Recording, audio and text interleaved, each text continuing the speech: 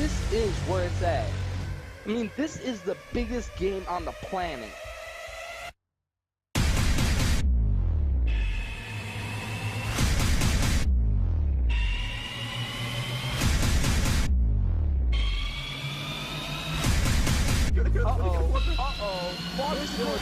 Are you ready for the Grand Gaming League?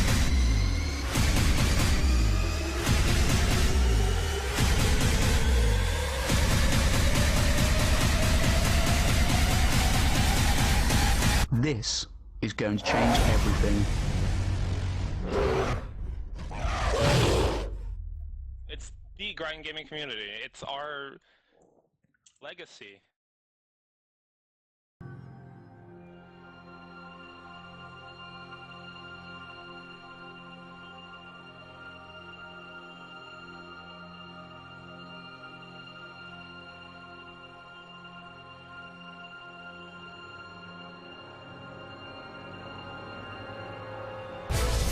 Every life, there is a line that cannot be crossed without leaving everything behind, except faith. Once that step is taken, there is no looking back, and all that lies ahead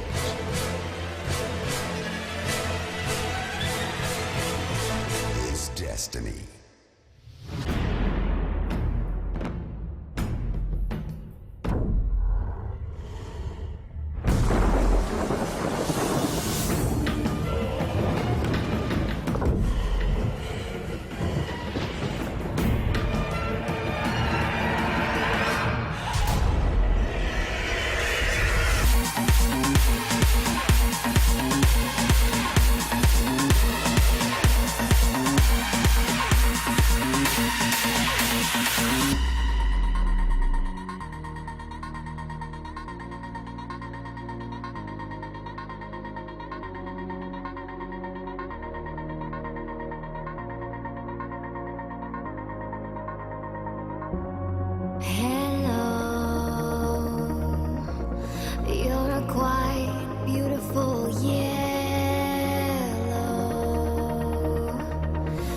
Soul's exposed.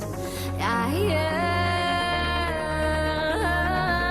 yearn to feel the chain all through my body, but something exciting all through my body, but something exciting all through my body, but something exciting.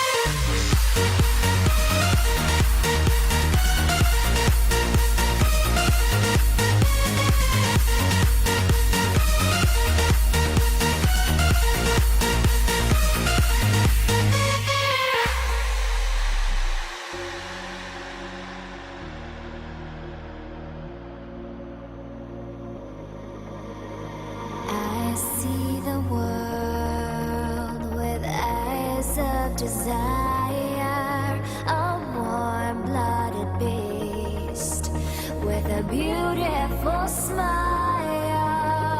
All through my body, but something exciting. All through my body, but something exciting.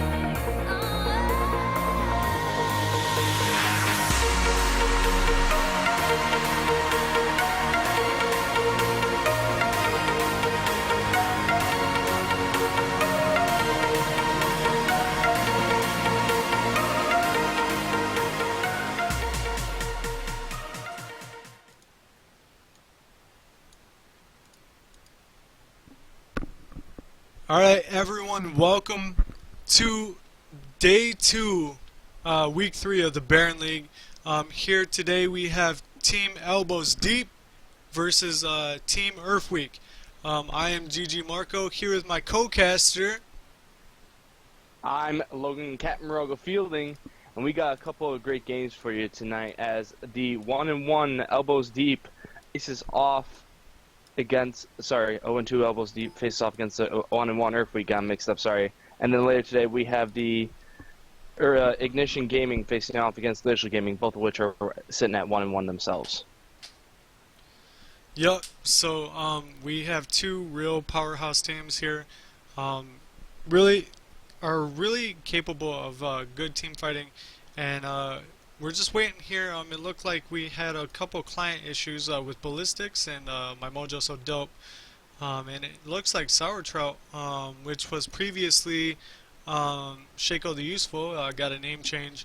Looks like they're trying to work out their client issues, but while we wait, let's talk about how their previous games have gone for them so far.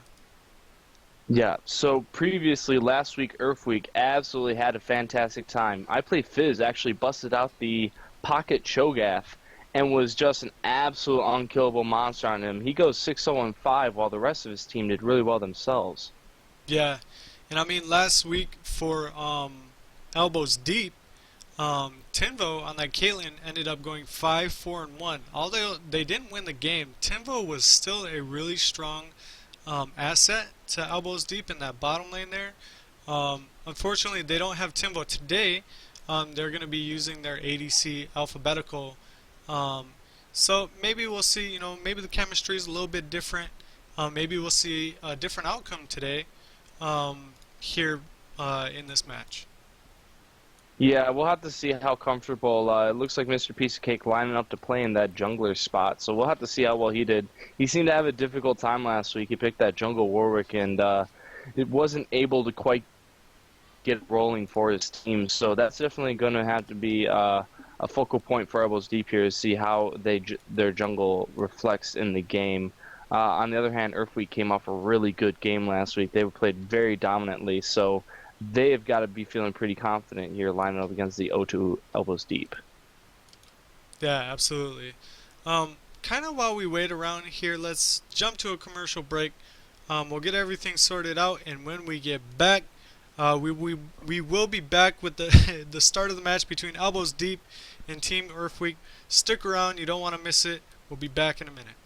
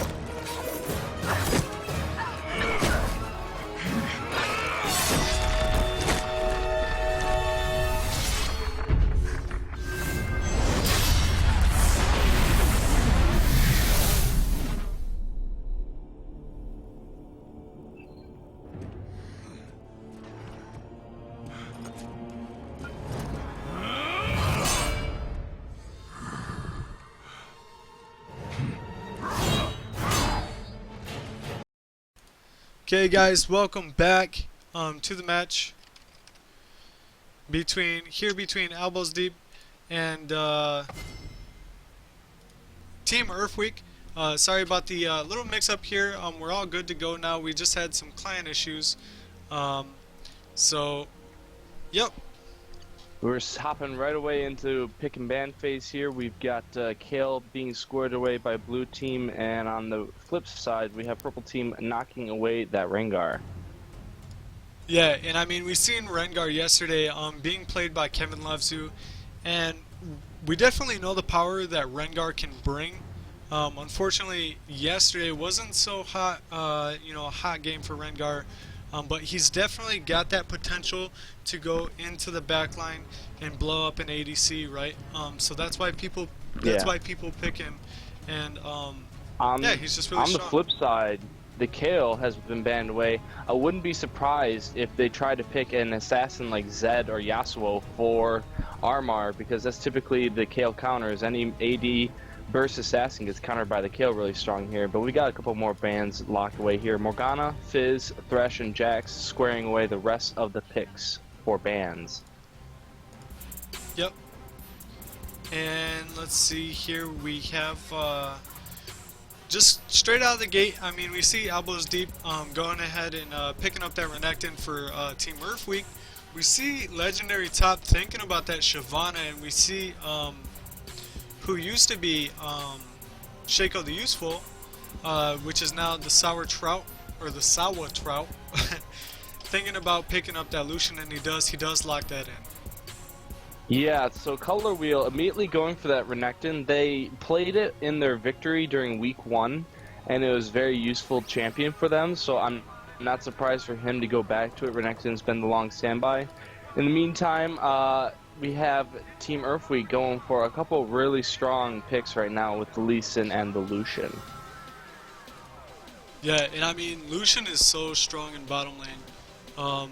He's such a versatile champ. He's got a really good belt, or a kit, I should say. Especially when My Mojo So Dope has been playing very consistent for Team Earthweek. He's did very well week 1 on Jinx, 7-4-0. Week 2, his Twitch was really strong as well, so definitely getting something particularly strong like the Lucian to him is going to be a very big benefit to their team. Right. And over on the Elbows Deep side, so far all the champs that have been picked haven't been picked by any of these guys yet in the past 2 matches. These are all new champions coming out for their team. They haven't played Renekton, they haven't played Nocturne or Leona. Well, they did play Renekton week 1. Oh yeah, they played. They did. Okay, Color Wheel played Wheel week did. 1. Okay, yep, he did play it week 1. And just looking over it here, he went 4-3-3. And he actually did pretty good for himself. He was strong. He was very important to their strategy because he became a very big top lane tank. Was able to hold his own. Meantime, I play Fizz again with the Cho'Gath pick, so sticking back with that comfort pick. He told us in his interview last week that he's trying to get teams to really respect it, try to get them to have to ban it out because it's so strong. And so we'll have to see how well he does this week with it. He'll be hovering over that Yasuo pick, just like I kind of guessed at. Yeah, we're seeing possibly Yasuo and Draven coming out here. Alphabetical thinking about Graves. We do know that Graves was picked by Alphabetical the very first week Elbows Deep decided to play. And he actually did pretty good. Kind of flipping back and forth here, some trolley picks, but from what I've seen in in-house games, Armor is such a good Yasuo player, and it wouldn't surprise me one bit that they're locking him down right here. Over on Team Earthweek's side, we do see that Shyvana instantly locked. No questions asked, she's being picked up. Yeah, Shyvana has been kind of just the queen of the Baron League for the most part. She's been picked by a lot of teams. She's been like a priority pick for Caliware. She's been picked by a bunch of other teams. She doesn't ever see any bans, but she is consistently being picked and typically does very well for herself. So Legendary Top have yet to play it, but I am looking forward to see how he does. It's usually been the consistent classic matchup against Renekton here in the last couple patches, so he should have a pretty good time for himself. Yeah.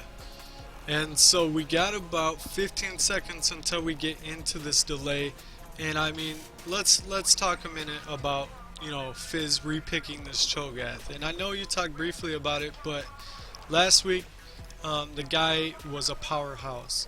You know, and he was so hard to bring down. Like, you know, and we haven't seen anyone play Cho'Gath like that in a really long time. He went 6-0-5, 376 CS.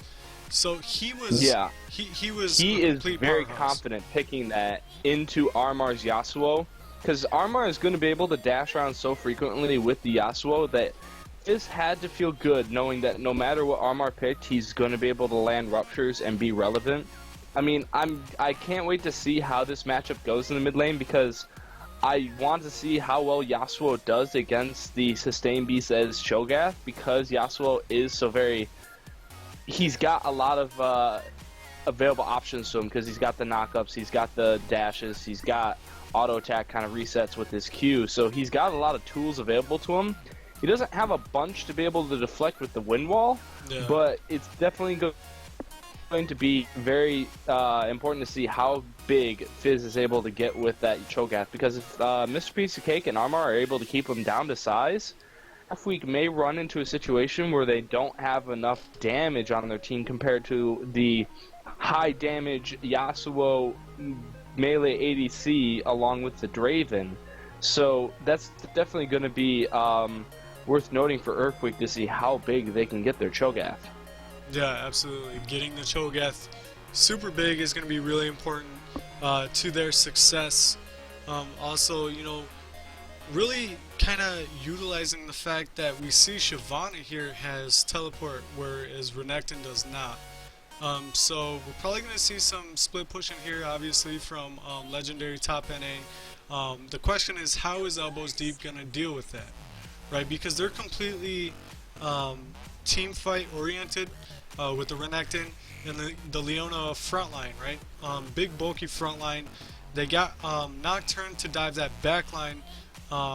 Kind of with Armar a little bit there, you know, if he gets that knockup, he'll be able to get a few people in there. But just, you know, I think Cho'Gath is actually a pretty good pick here because he's got that silence. It's like, how long is that? 2.25 second silence or something like that? And it's just... Yeah, it scales throughout the game based on when he ranks it, I believe. But definitely going to also have to see how much the Karma impact is going to have on the bottom lane. You haven't seen a whole lot of Karma in multiple patches now as a support. So I think that's going to be really important to them as well, because it's going to be useful for when Mr. Piece of Cake is going to get pretty much a guaranteed dive on My Mojo So Dope. He's going to be the priority target here for the team. So the Karma is definitely going to be useful. Alright guys, we're going to go ahead and jump into a commercial.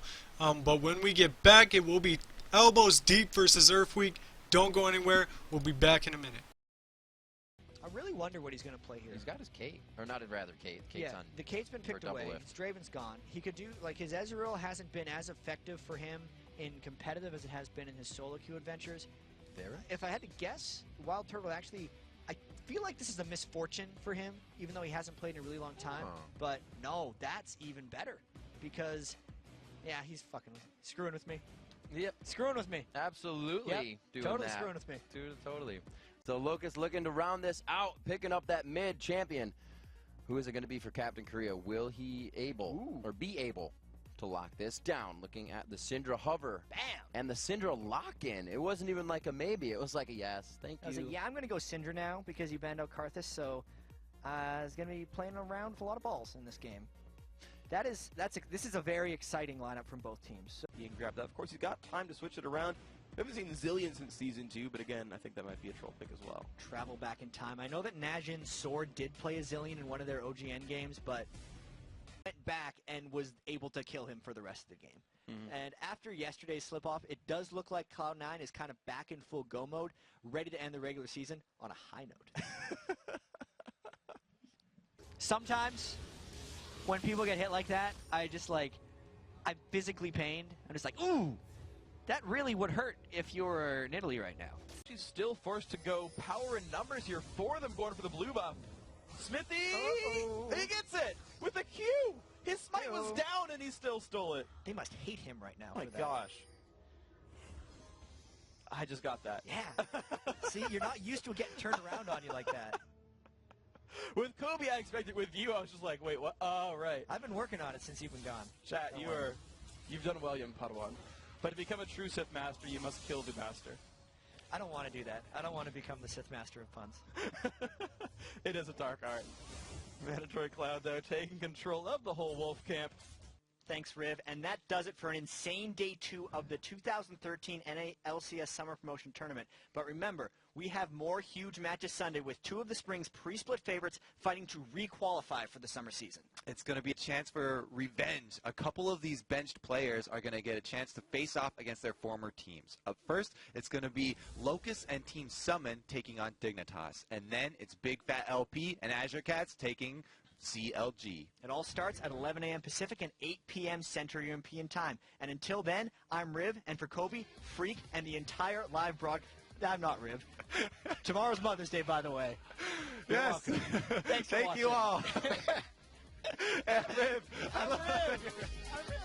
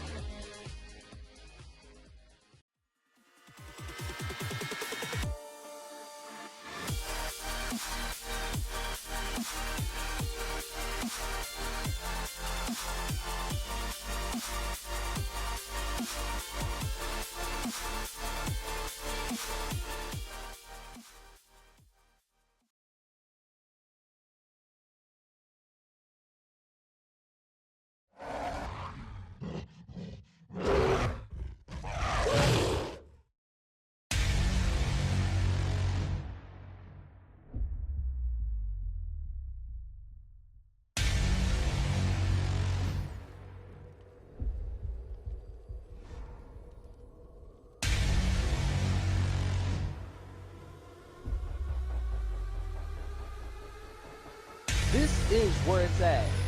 I mean, this is the big... Alrighty, so welcome back, guys, to the first game of the evening. We have Team Elbows Deep on blue side versus Team Earthweek on the purple. I am Logan Camarogo Fielding, joined by my co-commentator, Gigi Marco. Hey, what's up, guys? So we are really excited to bring you guys this match, and yeah, looks like we're having a little bit of difficulty with this stream, trying to figure out what's wrong. In the meantime, though, we've just got a bunch of people standing around. Uh-oh, I play Fizz. Is he in trouble? He gets stunned. There's the exhaust going down. He is going to be able to walk away, though. No summoners blown for him, and exhaust down for Black Yellow B. But other than that, everyone getting off rather light. Okay, so we did fix the issue here with the stream. Sorry about that. We are back now. So yeah, really excited to get this one underway.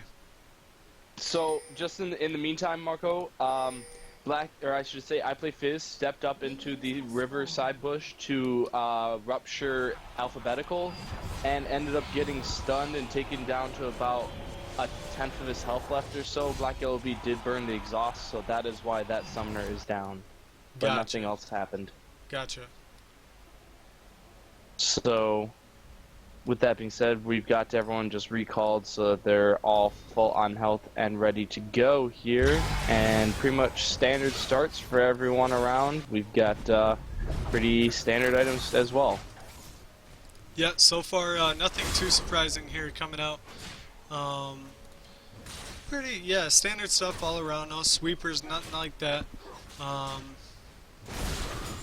Yeah, so I'm looking at Earthweek's comp, and they've got a bit of mixture between initiation as well as a pretty good amount of disengage here between I Play Fizz. You know, he's got the silence, he's got the knock-up. You've got Lee Sin with the Dragon's Rage to disengage, and then of course Karma is also really good at that too. So they are going to be able to dissuade a lot of aggression here by Elbows Deep.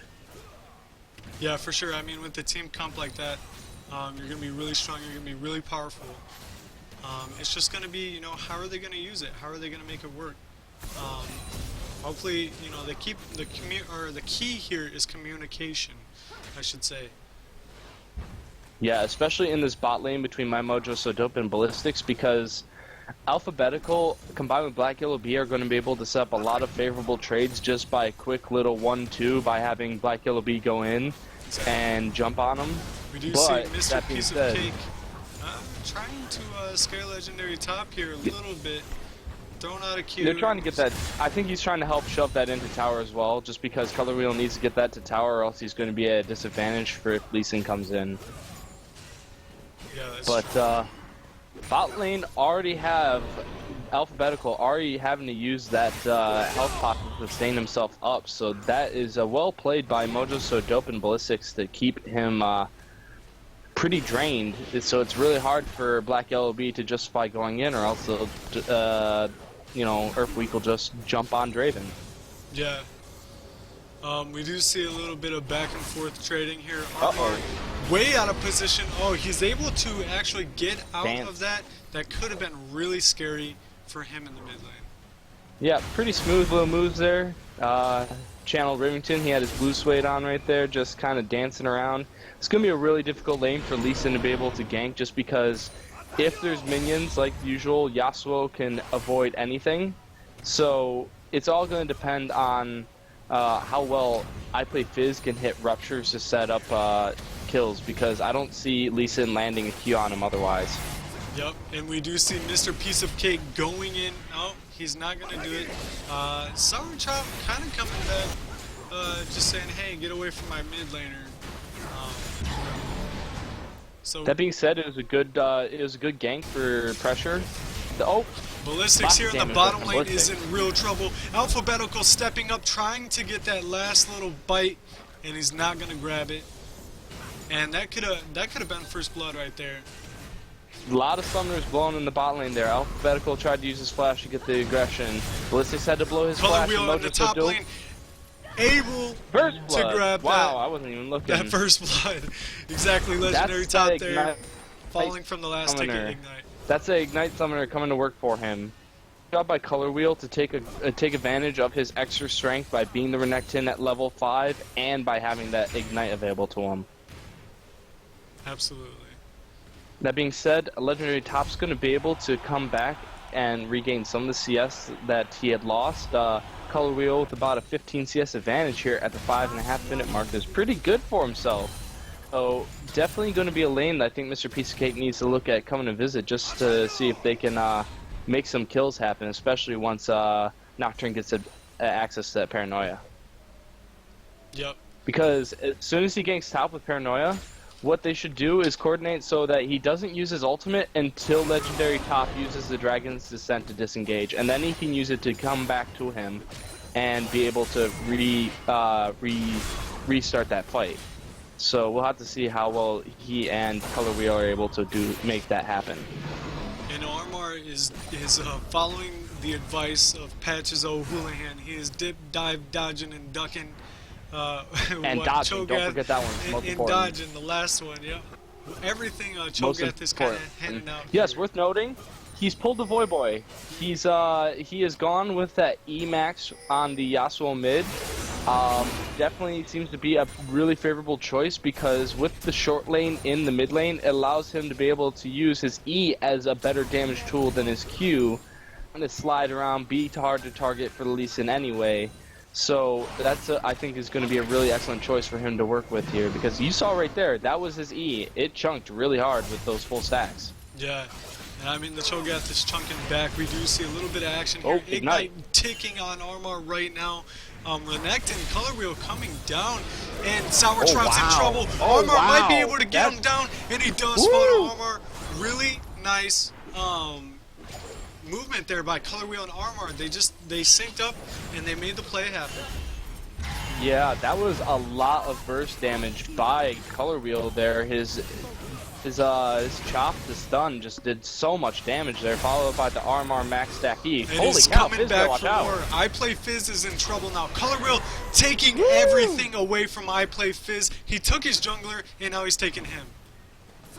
Yeah, so Color Wheel just kind of sat around and stayed mid, the classic return visit, and it's going to mean a lot of damage on that top tower for Shyvana, and he doesn't have the teleport to get back up there quickly. So while it did a lot to help get him and Armar moving, is it going to be worth it? His tower's down to half.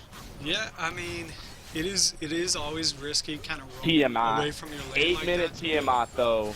8-minute Tiamat for him. So I think that's worth for him. That's gonna go down in the win column, I think, for him. That's gonna be absolute brutal lane for Legendary Top to be in. Yeah, and Legendary Top was able to punish Color Wheel for actually, you know, taking the roam by taking the tower. It is more in the favor of Elbows Deep to get that double kill and to get the Tiamat on Color Wheel, yeah, because, you know, the strength of Renekton is just insane early game, right? And that's why he's played so often. Uh-oh. Action in bot lane, though. Alphabetico's getting taken low. There's exhaust. Culling takes them out.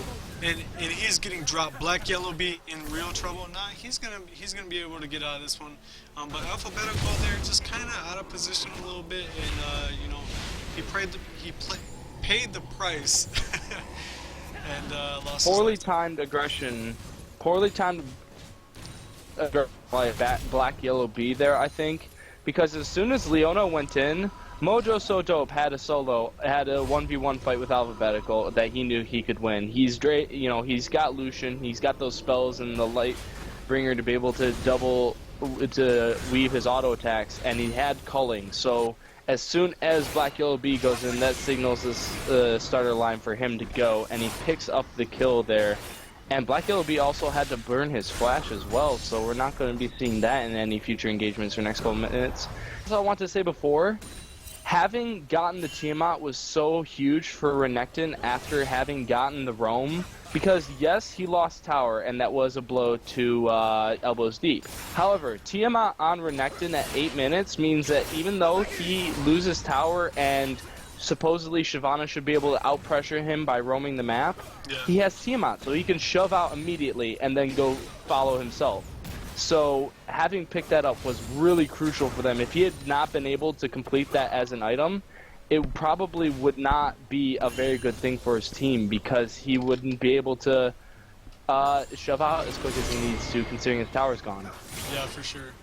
I play Fizz here, not really able to get to his farm. Armar doing such a good job of just pushing him back to his tower. We do see Leeson coming down into the bottom lane. Solar Flare was let out there by Black Yellow Bee, and the Sour Trout kicking back Alphabetical, and Yellow Bee goes down. Alphabetical about to go down to double kill there for the bottom lane, and they're gonna go look to do that dragon.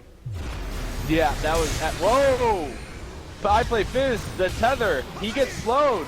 There's the kill for Mr. Piece of Cake. Good gank. He hit 6 and immediately used Paranoia on that mid lane.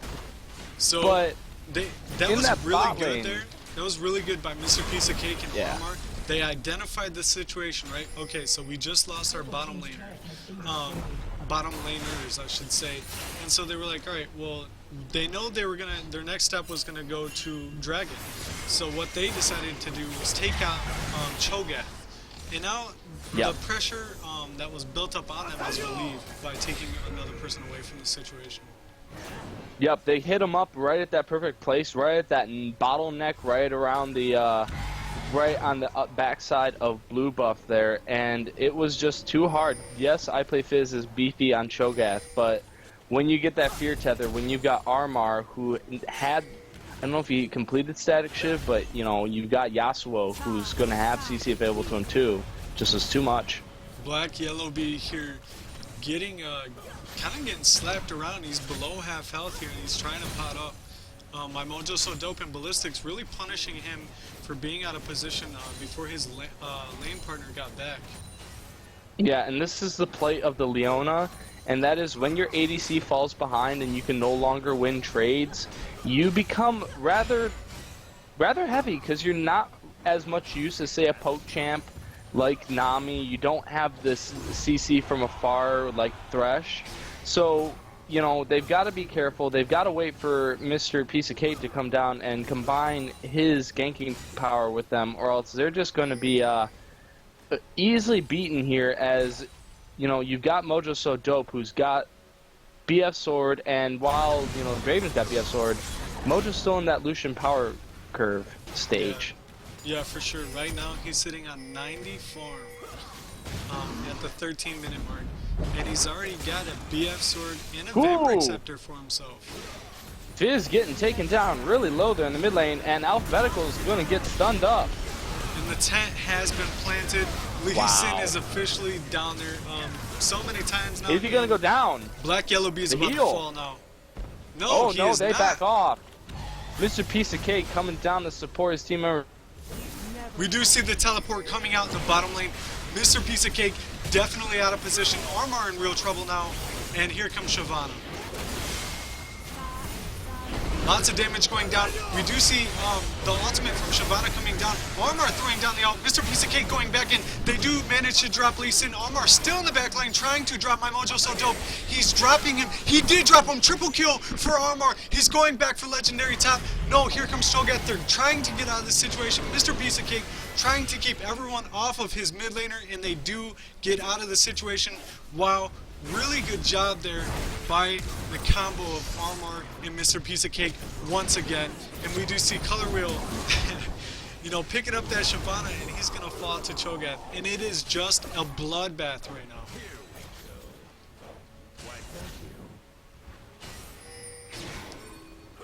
So that was really good there by Armor and Mr. Piece of Cake. They knew what happened. But they read the play really good. They went back in, they picked up a triple kill on Armor, which is giving a triple kill to Yasuo is something you do not want to do. The crit damage that he does is insane. Ballistics is in trouble right now. Black Yellow Bee actually might fall, and he does to my Mojo So Dope. So there goes a kill to him, and right now we got ourselves a game. Yeah, so Black Yellow Bee just tunnel vision a little bit too much there. He's not quite beefy enough for having had such a rough laning phase. But absolutely incredible play by Armor.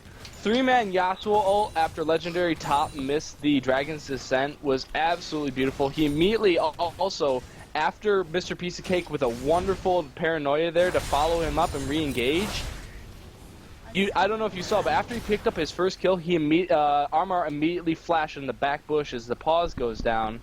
He immediately flashed into the back bush and took out Mojo So Dope right afterwards. So as soon as Mojo So Dope went down, there wasn't a whole lot Earthweek could do except scatter, and Armor with the triple kill is now going to move to 4-0-2. He's got the Cutlass completed.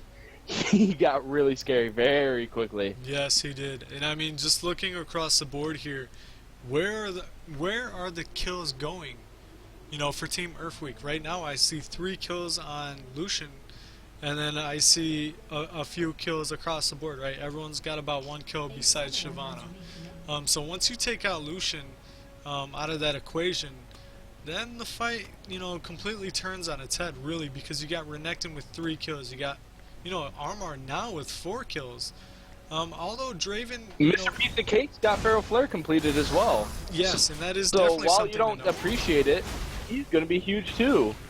Absolutely. So this next team fight is going to be absolutely explosive, as this is kind of the next dragon is about when Ballistic's in trouble. Here comes Armor, but he's not able to get in range. Anything there. Maybe if Alphabetical had hit the knockback, you know, they might have been able to grab him, but this is right when Elbows Deep is probably at their very strongest here, as they're getting access and finally ranking up their second ability, because you've got Color Wheel. He's kind of hitting his apex between damage and tankiness before he kind of falls off on the damage side. You got Armor, who is got his first of his 2 major damage thresholds hit with that static shiv, and you have the Cutlass for increased. And we're seeing a re-engage here in bottom lane. Ballistics falls, and once again we see Lee Sin in bottom lane. Black Yellow Bee, it is not looking good for you, my friend. He goes down as well. Alphabetical gets out of the situation though, and I'm curious. It is so hard. How many to be times have elbows we deep seen spot Lee Sin lane. come to this bottom lane? That's what I'm saying. It is so hard to be this bottom lane for them. They played that so very well. They had the good solar flare.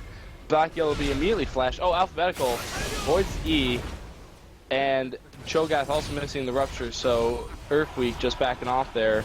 But I don't think that Elbows Deep's going to be able to recall here. So they're going to have to defend. A little bit of trading going on in the top lane as well. But yeah, while Elbows Deep, or I'm sorry, while Team Earthweek is prioritizing getting bottom lane ahead, it looks more like Elbows Deep is prioritizing getting Armor ahead, right? Their mid laner, their real powerhouse damage output. Right here we see Team Earthweek kind of shifting around to this mid lane. It looks kind of like they want to make a push. They got 3 coming up and they got 1 already over there. they're wanting to take advantage of the fact that they have a really strong AD carry right now to try to push towers, because he's going to be able to put a lot of damage down on towers that's going to be largely unanswerable, because Black Yellow B is not as tanky as he might hope to be. So when Color Wheel goes in, Mr. Piece of Cake, he's got Bork and the buildings of Blade of the Ruin King, and he's got he's got that Pharaoh Flare. He's not particularly tanky. And Color Wheel 2 is still mostly damage at this point, so they aren't as beefy as they might want to be. So, you've got Earthweek saying, alright, let's push a tower in response to that. Yeah. Looking across the board here, we do see Renekton still sitting on 3 kills, 1 death, and 1 assist with 161 CS, whereas Shyvana Very wonderful. only has 145 CS and 2 deaths. And this is already almost 19 minutes in the game. I know the scaling of Shyvana, but right now, I think maybe Team Earthweek needs to take advantage of how big their top laner and mid laner are. Well, Earthweek's top laner is a little bit behind. It's Elbows Deep who's got the really strong top laner. The thing is that they still have I Play Fizz, who's got his Rod of Ages complete. He's got Ninja Tabby as well, which is going to be a huge pickup against this team. I expect to see a couple more for everyone else, pretty much everyone but Lucian. And but he's got that true damage execute. So when people get low, I don't know if you saw in one of the earlier fights, but when there's a bunch of what looks like daggers around his opponent, it means he can and will kill them with a feast consumption. So one thing worth noting, if you're not a Cho'Gath player, that's worth noting, is if you can see that means he can nom someone and he will want to nom that someone. But he is gonna just get stronger too as he gets items like a frozen heart completed. There's a lot of AD on Elbows Deep. And we see a dive coming out here from Mr. Piece of Cake. He's all the way in the back line. Solar Flare thrown down on my Mojo So Dope, and he is going to go down. Very nice dive there. Wow, from they're Black low, Yellow though. B They and need to be Mr. Piece careful. of Cake. Here comes Top. Oh, wow. Legendary Top gonna be NA coming dead. in with the Dragon's Descent, taking out and getting himself a double kill there. Alphabetical in real trouble. Now he's surrounded by 3 members of Team Earthweek. I don't think he's going to make it out of the situation. We The do see heal, him pop the major heal speed boost. to try to give him that speed boost, and he made it to safety. Combined with the Blood Rush, that's a lot of quick burst movement speed for him, so which was absolutely important because Cho'Gath was come lumbering there. Great teleport by Legendary Top NA. He just came in behind them. They secured the kill. He's like, all right, guys, we can get the kills anyway. Comes in, Dragon's Descent. That's going to be huge for getting them back in the game. Gives them some gold. Yeah, absolutely. So he got, he got some kills. There was Leona. All right, Leona. Never mind. I thought maybe he might have been part of the Renekton, but Renekton died earlier. Red Steel for Color Wheel. Hey, that rhymed. Purple we see team. Earthweek gonna go ahead and pick up that dragon, and right now in the game we do have Elbows Deep ahead in gold, and they're actually 2K ahead. By at this time right now, it's only 21 and a half minutes in. 2K gold, not really much of anything, I guess. But it's a start. A kick of the head. The thing is, they've got gold a little bit better. they've got their gold well diffused as well because, you know, you have Leona, she hasn't taken a kill yet. So, oh, Sauerkraut getting away there, but you know, they've got their gold pretty well diffused on their carries. Armar going to meet it with Ballistics. Auto trading. Is he going to get the kill? Armar now surrounded by 3 members of Team Earthweek. Shyvana, Cho'Gath, and Karma all surrounding him. Armar does not stand a chance. He is taken out. And Cho'Gath eats him. So if you saw that there, you saw the circle, the ring around him, and the feast goes down, and he gets the feast stack by killing Armar there. Armar, I don't think it made much of a difference, but it seemed like his third cast of his Q did not cause the knockup, but he was well and truly caught out as it was. Went a little too far just to try to go after a support, Karma, and they get the shutdown gold. You know, they get that bounty on the 4-0 Yasuo. That's going to be a lot of gold brought back to I Play Fizz. So that's going to be a really nice pickup for him. Yeah, going that far out for Draven's support in trouble. probably wasn't worth it. We do see Lee Sin going hard here on Alphabetical. Alphabetical, Flash. nice flash there to get away from the word jump. And Alphabetical maybe getting at, no. Lee Sin, very well played there by him. The Sauerkraut, good stuff. Yeah.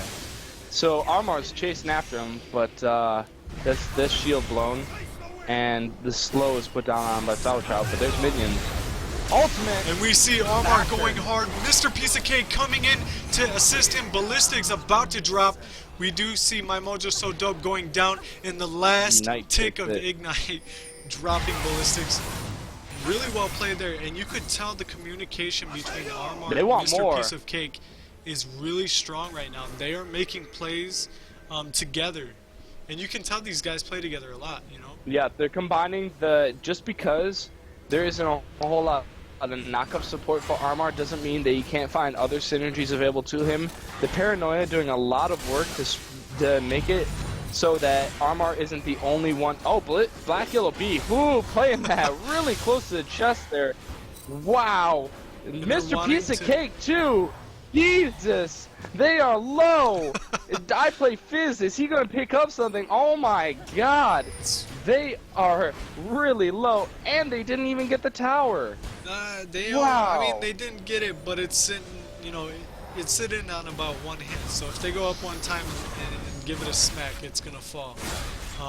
Yeah, but that wasn't worth the heart attack. That was them seeing that I Play Fizz coming lumbering around the corner.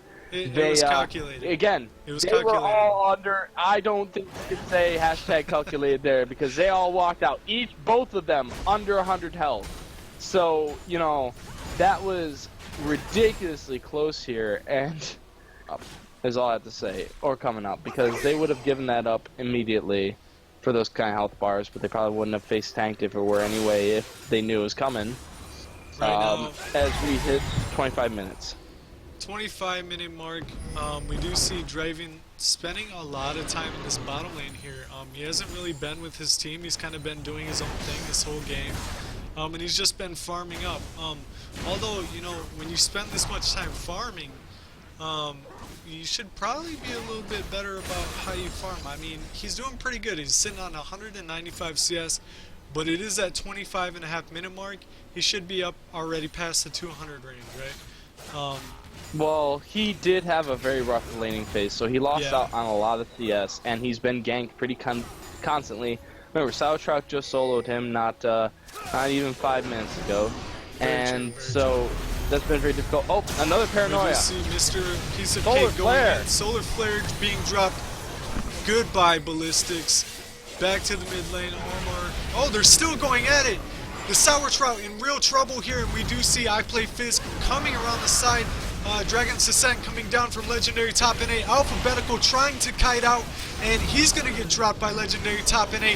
Armor is going to come into the fight now, and nothing else is going to come about it. But wow. So they basically traded a kill for a kill. Plus the tower. They got the tower as well. And I Play Fizz here now in trouble. Color Wheel may be in trouble. And it's just getting really sticky. Yeah, so Color Wheel's finding himself in a bit of a situation where he's hitting that point where Legendary Top's starting to outscale him a bit. despite being 3-1, Color Wheel having a little bit of difficulty in the trading in top lane. Yeah. But we found there was Alphabetical. Good that he got the kill. Bad that it reset his gold values and then he died. So he got a lot of gold, and so it's probably overall And worth. Armor is going hard on my Mojo So Dope. Armor making moves. Mr. Piece of Cake getting nommed. Goodbye. Oh, Solar Flare coming out by Black Yellow Bee, but no! Black Yellow Bee, get out of there! What are you doing? He's out in the end zone by himself! And this is gonna be basically a free kill for Team Earthweek, if they ever kill him. Alright, so what just happened there? We seen Armor picking up the solo kill on my Mojo So Dope, but then, you know, Black Yellow Bee, he got a little excited and he throws down a Solar Flare. But he pays for it with his life. Black Yellow Bee has been probably a little bit on tilt for the last couple minutes. Laning phase really kind of roughed him up a good deal, so he's been trying to do what he can to make plays and kind of drown the enemy in a river of blood, so to speak. But the problem with that is it's not particularly efficient on your life. Yeah. He unfortunately wasn't well coordinated enough with Armor. Armor didn't want anything to do. He didn't have anything. He had blown his ignite and he had just used last breath to pick up the kill on Mojo out. So unfortunately a little bit of awkward coordination there cost Elbows Deep a kill, and that gold lead is been at about 1,500 here for the last few minutes, and that's not a whole lot at 29 minutes now. And especially as we're seeing now, Color Wheel's starting to get slowly outscaled by legendary top NA. Fizz is going to be starting to scale really well into a tank soon here, as soon as he gets his next armor item completed. So yeah, we do see the ult coming out from Mr. Piece of Cake. A little bit of back and forth. I Play Fizz is in trouble. Legendary Top NA in trouble. Mr. Piece of Cake getting out with his life. Legendary Top still on the go. Alphabetical in the mid lane, still going on it. Black Yellow Bee all the way up by Lucian. The son of Trout in kind of trouble here. Legendary Top. Yeah, I mean, with as much punching and jabbing as there was right there, there wasn't too many deaths, but we do see Karma falling. Oh wow, two crits back to back takes Mojo so low, and that causes Sourtrout to get caught out, but he doesn't get finished off. He squeaks out with 25. So inhibitor taken by Elbows Deep, but that was such a well-played fight on both sides, trading life bars so consistently well. Mojo So Dope, unfortunately he got taken out by a pair of back-to-back alphabetical crits. May have been Armor, but he got taken really low, so he had to back out, and that meant free inhibitor for Elbows Deep there. Really well-played fight on both sides. Yeah, I mean, the way they timed that fight couldn't have been more perfect. They seen just a tiny window of bad positioning by Team Earthweek, and they took full advantage of it. They killed off Karma. They basically slaughtered what was the team, you know, to everyone, you know, kind of floating around with low health, so it was a free in him after it was all said and done.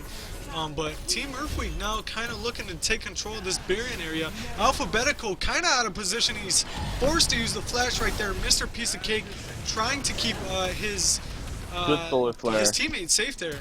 And the Solar Flare was used. Black Yellow Bee trying to go back in for another initiate. Doesn't manage to land it. He's having a bit of a tough game.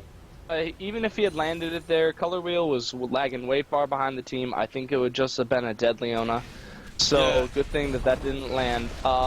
However, I think that fight was really good for Elbows Deep because their team strives really well on actually setting up smaller skirmishes instead of straight up team fighting. They want to get Armor separated away from the line of tank. They want to get him so that he can just be fighting a 2v2, because that's where Yasuo being able to kite around is going to be really at its best, not when he's in the middle of a maelstrom of 5, because he's going to get caught out by something. So not only that, but Mojo So Dope, he was sitting back and fighting really well, but he was mostly hitting Mr. Piece of Cake and the front line while, you know, he wasn't able to get at anything super important. So that really was in a fight really in the favor of Elbows Deep. I think that that's really what they should be looking to try to set up for future fights, because it's going to be tough for them to wade through the Siobhan choke in future team fights. Yeah, absolutely. Because Mr. Piece of Cake, he used his paranoia to go in, but then he didn't necessarily kill anyone. He just put some damage down, and then he had to run away and limp away, really. And so, at that point in time, yeah, so you say, well, you know, you can use paranoia to get to the back line. It's like, well, problem is that he got beat up last time. Yeah. So 31 minutes into the game, we do see a huge team fight breaking out right now. Mr. Piece of Cake throwing down the ultimate, not able to grab anyone. Armar pulling some poke here on I Play Fizz, and we do still see a team fight kind of going on. I Play Fizz coming back onto it. We see the Dragon's Descent coming down on the team. Team Earthquake just exploding elbows deep right now, and Color Wheel is the only person around to be able to do anything. Mr. Piece of Cake going for the Nexus Towers. With that Pharaoh Flare, he's melting the towers. What a smart play by Mr. Piece of Cake. He knew as soon as he saw the rest of the team. Color Wheel maybe should have gone over the Baron Pit wall. Goes away, uses the Randuin. He might be able to get out here. But such a wonderful collapse. They just threw everything. As soon as you saw the Shyvana use the Dragon's Descent into the group of 5, you knew that Elbows Deep was in trouble. You had the multi-man Cho'Gath Rupture and Silence. And so they just layered a bunch of AoE all over Elbows Deep, and so that's going to probably get this Baron for them there. Really well-staged fight by Earthquake, but Mr. Piece of Cake with some really heads-up play on his behalf as well. Now let's take a minute. With that Baron, we do see the gap lead slowly closing, right? It was 4,000 before that fight. Yeah, it was 4,000 before that fight. So for Team Earthquake, they managed to pick up some kills, but they lost an inhib tower, or a Nexus tower, excuse me, and then they picked up the Baron. So that was actually really good for them. But Mr. Piece of Cake kind of made the best of a bad situation by picking up the Nexus tower there. Yeah, so with that, the inhibitor has respawned for Team Earthquake, and now they have Baron. So it's not even like they have to worry about a potential Baron bait by Elbows Deep, because Elbows Deep doesn't have the inhibitor to be able to try to bait it out. Plus, they took it. So right now, you see a big reset. And while we found with that Dragon being taken that Elbows Deep has gone and regained some of that gold loss, we're going to see a little bit, I think, of a breath on the map here as Earthquake's going to use the Baron to try to just get themselves resorted, and Elbows Deep is just going to try to farm. Yeah. Looking at the game right now, I mean, Team Earthquake, they have Baron, right? Elbows Deep, on the other hand, they have an exposed inhibitor and almost an exposed Nexus. That tower came dangerously low to dropping. I mean, it was below half. I'm sure it's regenerating right now, but it's been a really close game here. I mean, teams have been going, you know, back and forth. Shyvana has teleport. She can rejoin this fight. There she is teleporting right now. Mr. Piece of Cake, Mr. Piece of Cake and Color Wheel are kind of out of position. We do see the culling coming out from my Mojo So Dope. Elbows Deep gonna back off here. They don't want to fight this. Teleport wasted by Legendary top NA. So at the end of it all, nothing comes out of it. But now Team Earthquake is looking to push down mid lane onto Elbows Deep. Here's the thing, they've got a couple, the knock up on the Black Yellow B. This is the turn for the fight maybe. Or, no, flash away by Black Yellow B. Very nice solar flare there. Man from one. Stun, it slows one, stuns another, so they're just going to want to sit and defend. Thing is what it's really worth noting, we see that there are 2 Thorn Mails completed for Team Earthquake, as well as 2 armor items completed on the Shyvana, who is probably going to pick up a Thorn Mail pretty soon after. So like noted, is running an AD heavy comp, and so Earthquake's itemization is incredibly easy. So it's really going to see in this next team fight whether they go right defensively here. now. The Sour Trout trying to get that Lee Sin kick, but it does not work. Ballistics taking a little bit of damage. Legendary top NA taking damage, but overall, oh, we do see Omar going in for the ult. And right now, there is so much damage going down onto Elbows Deep. and onto Team Earthquake. But right now, Team Earthquake is taking control of this team fight, and that's going to be the almost ace for Team Earthquake. Wow. So, like I said, they're just too tanky right now. They cannot be stopped. Yeah, Armor landed a really nice 3-man Yasuo ult, but there just isn't enough damage available to their team right now because each member of their team has got 2 armors items completed fully. And look at death timers, Karma's items. With these death timers, Team Earthquake is probably gonna be able to go. There's the ace, and there's the finish. Yeah. Finish. Win goes to Team Earthquake. They improve to 2-1. Elbows Deep falls to 0-3 after. But we are going to rock to commercials, and then we will be posting coverage. We'll see you after the break, guys.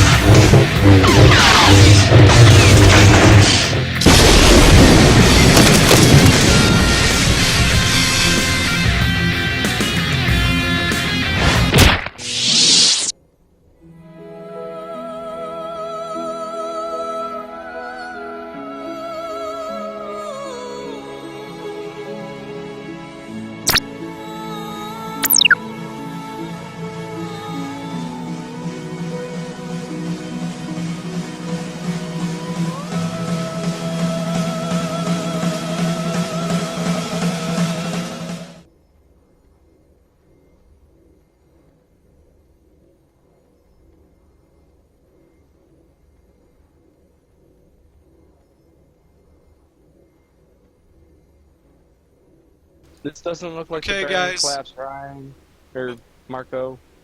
Huh? Hang on. Okay, guys, welcome back. Here we have a replay for you guys, and basically, wow. So, what a game here from Team Earthquake. Once again, you know, I'm here. My name is GG Marco, of course, and I'm here with my co-caster. Logan, Captain Rogo, fielding. Mr. Rogo. Never forget. Okay, Mr. Rogo. So tell us a little bit about how this game went. So what we had was a really, really strong tank lineup for Team Earthquake, and a very AD heavy pick oriented team comp for Elbows Deep. And it kind of was a game where it's kind of taking a bomb to see how quickly Freak was able to complete the armor items required to tank the team fight. And so, as we saw there, it just got to the point where even if RMR landed a 5-man Yasuo last breath, it wouldn't have mattered because each of the 3 of their carries, 4 of their champions had at least 1 armor item, if not 2 on them. That's kind of just what happened. They just got out-tanked. Yeah, for sure. But we've got a team fight here. This is the last team fight of the game, if I'm not mistaken. And worth noting out, right at the beginning of this, Black Yellow Bee, before this even started, he got caught out. He got a lot of damage taken out of him, and he lost his flash. So even if Elbows Deep's able to push out, they're not able to use Leona for a flash solar flare to even start a fight. And as we can see here, she already used it to lock down I Play Fizz. He took a few tower shots, but he's got 4,000 health, and right now he's got 3.5. He doesn't care if he takes a few tower shots. So as we roll back the clip here at half speed, we find Alphabetical is positioned pretty well.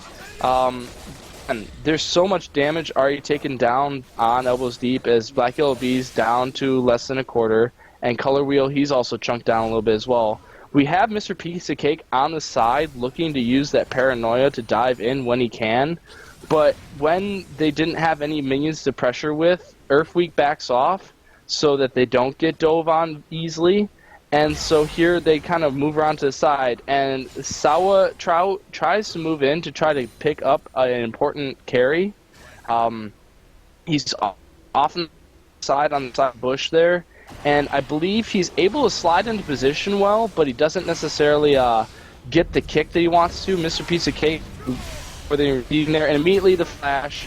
He does get, though, a good 3-man slow, and that's really important for his team to initiate with. Alphabetical's off on the side, and he immediately gets taken down really early because he was really far up. So dang tanky that right now they disengage the fight, but Elbows Deep is so low. Armar gets a really nice Yasuo last breath, but then he immediately gets chunked down.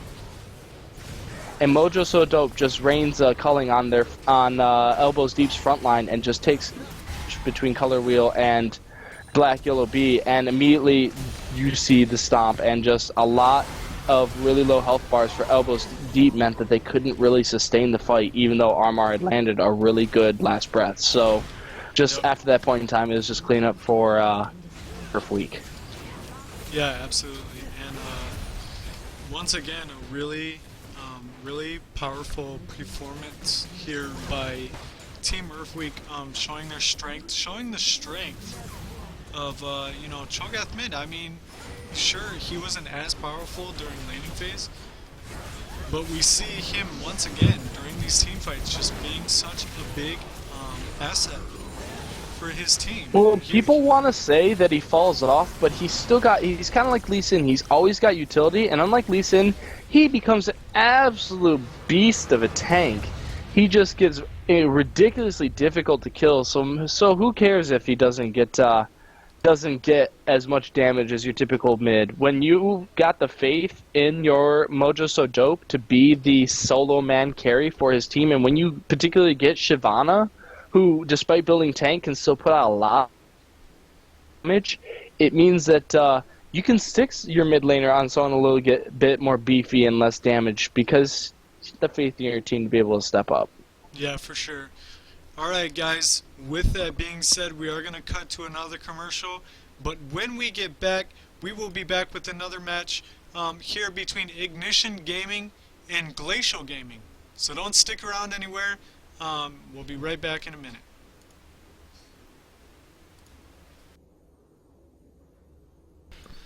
I said don't stick around anywhere, I meant don't go anywhere. Alright, whatever, stick around. I'll be back. Peace!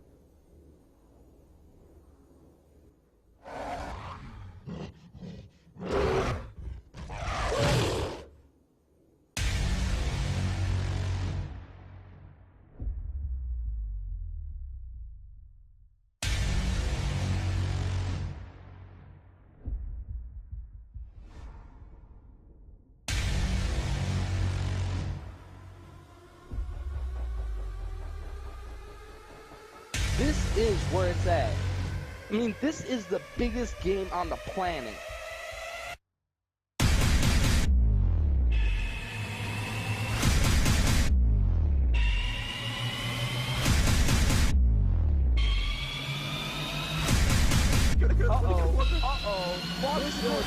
Are you ready for the Grand Game League?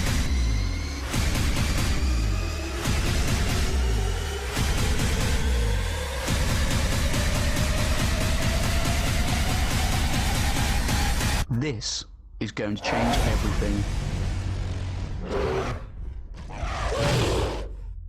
It's the grind gaming community. It's our legacy.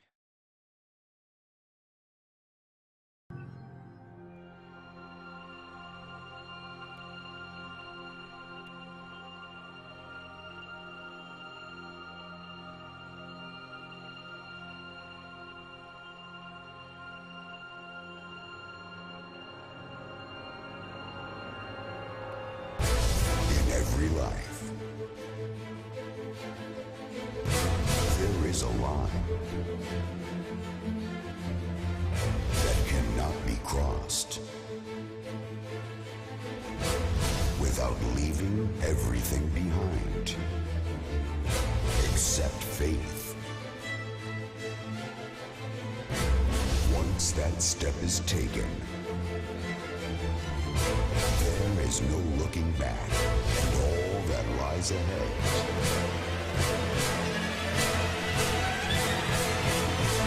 is destiny.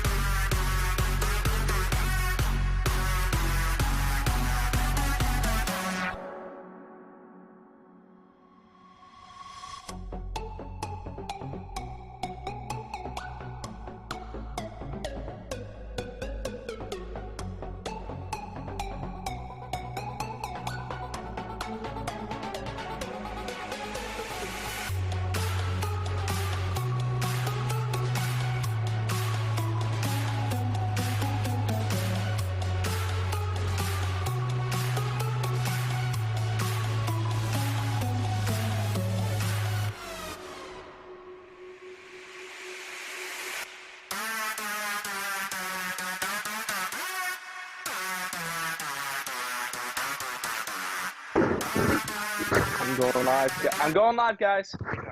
Alright, we're live. Alright. Alrighty, guys. Welcome back to the second game for W3.D2 Grind Gaming Baron League. We've got Ignition Gaming versus Glacial Gaming. As always, I am Logan Catmarogo Fielding. And I am GG Marco. So right now, we have a really special match here, and I'm actually really excited to see these guys play. Really strong teams coming out. So yeah, we'll get started in just a second. Just gotta wait for me to hop in, right? Yep, still waiting on you. Alright, cool. Oh, of course, typically.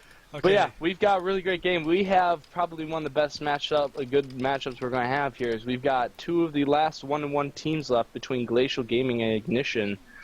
Both of them having some good games, and both of them having a slip up a piece. So it's going to be really great to see who goes ahead and improves their record to 2-1 and who falls to 1-2. Yeah, for sure. So right now, 20 seconds left for the first ban. Pretty excited to see who they're gonna take out. Yeah, definitely taking a lot of time here. I wouldn't be surprised if an Italy ban comes down, of course. Said it's going to be the Kale. Not a bad pick. Yeah, not a bad pick at all. We all know the power of Kale, and I don't think she was touched this last patch. Leeson being banned out here from Glacial Gaming.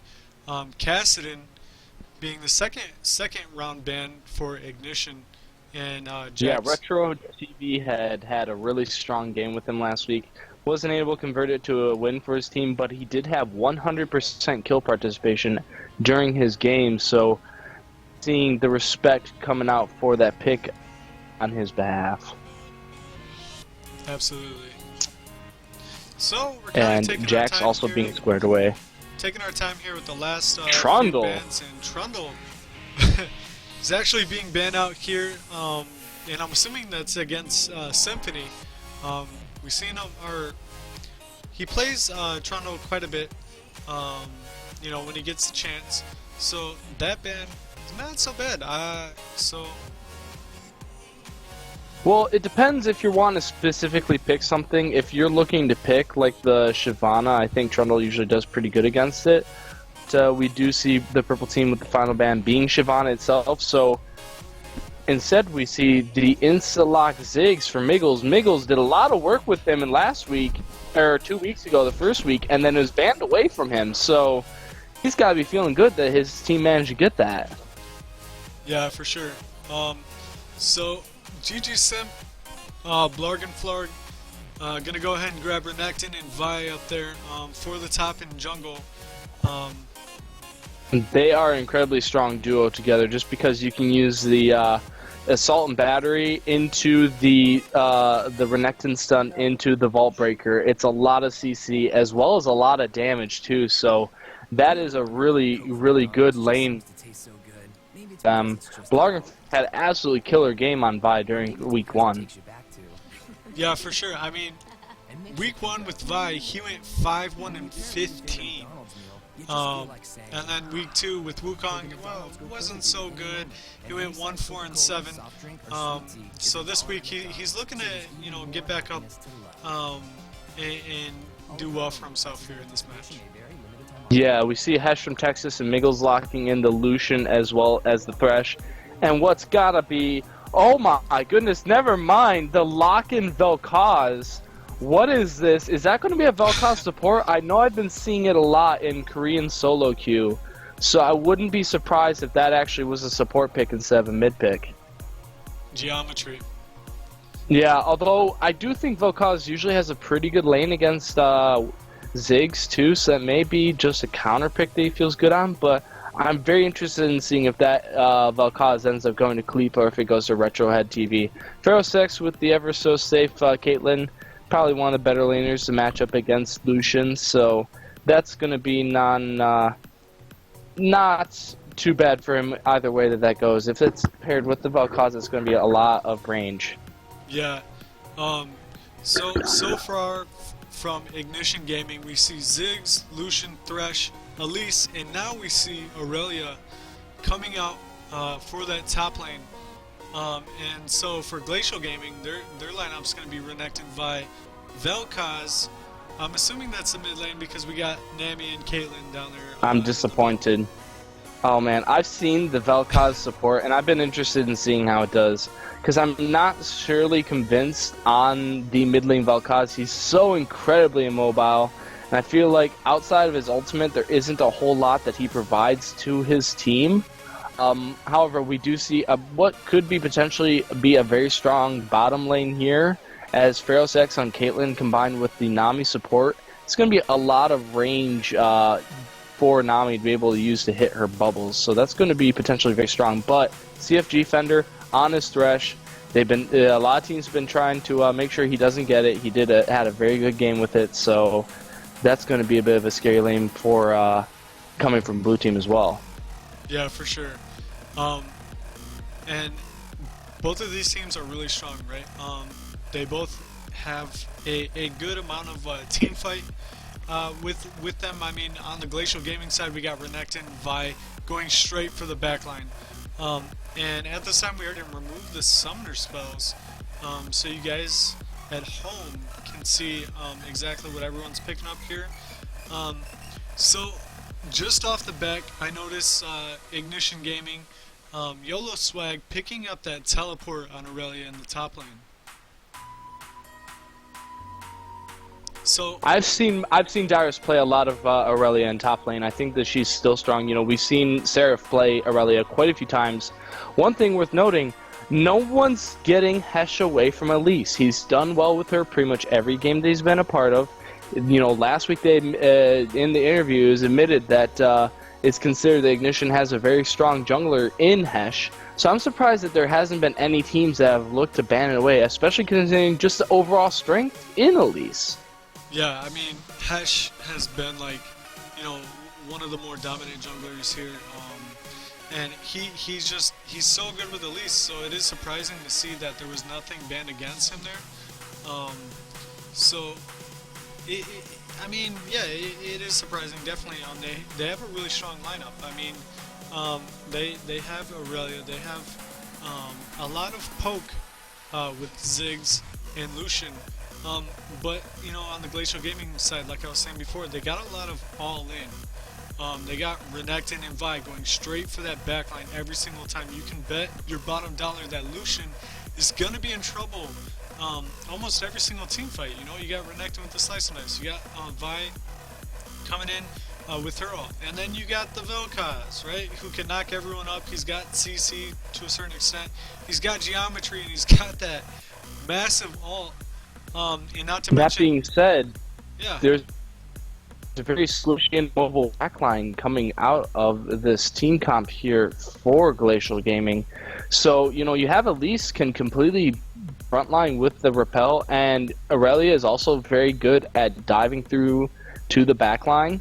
So it's gonna, and you know, with Ziggs, he's able to affect the backline with his ultimate. So there's going to be a lot of ability for Ignition Gaming to be able to punish the backline and Glacial Gaming through their strong frontline. It's going to, and I feel like Fresh is going to be able to provide much bigger of a presence in the, in a peeler position than Nami. Not because, you know, Nami isn't a good peeler. She's an incredible peeler. It's just that here he's going to be a bit stronger of a tank. He's going to be able to heal up. He's got the lanterns, of course. So I just feel like I like this comp coming out of Ignition Gaming. They've shown they really like playing some of these more siege-oriented comps from week one. You know, they really love the Ziggs pickup. They love the Hesh from Texas. Are loading into game here, so we're going to cut to commercial. All right, guys. And then we'll be back. Yep. Okay. Okay. Play. Jumping over an obstacle. Aw, look at my goat. He's such a derp. Aw, he's so cute, though. I'm gonna guess it's... Wow, these graphics aren't bad. Jump! Yeah! Jumping completed! Yes, I got this. Oh, dude, he can, like, headbutt people? Run, jump! Okay, here we go. Woo! Did I complete it? Okay. Jumped over fence. Aw, sweet, a trampoline. Let's jump on that. Jump. Jump. Jump. Yes! Freaking sweet! Oh, my little goat got hurt. Okay. Knock an object at this distance. Oh my gosh! Seriously? Dude. Let me take a smaller object like a person. Whoa, don't run me over! Eh. Wasn't enough. Wasn't enough. Let's take something else like this. Boom! Let's knock an object! Ooh, dude, that hurt. That hurt my little derpy goat. What about this? Whoa! See? Alright guys, welcome back to Baron League Game 2 of the day. We have Ignition Gaming on blue side versus Glacial Gaming on purple team here. And I am Captain Ro, joined alongside by my co-caster. I am GG Marco, and we are underway here, guys. Just looking across the board straight off the back. Once again, nothing special. You know, we see yellow trinkets coming out from everyone, no sweepers. So, yeah, I don't know. I feel like, you know, just looking at it from right now, you know, all teams are gonna just line up at the line of scrimmage. We're not gonna see any invades probably. So really safe level 1 here for everyone. Yeah, although worth noting, a couple of interesting item starts. We have Thresh with Ruby Crystal. Probably of any support, Thresh is probably the support I've seen start the Ruby Crystal the most.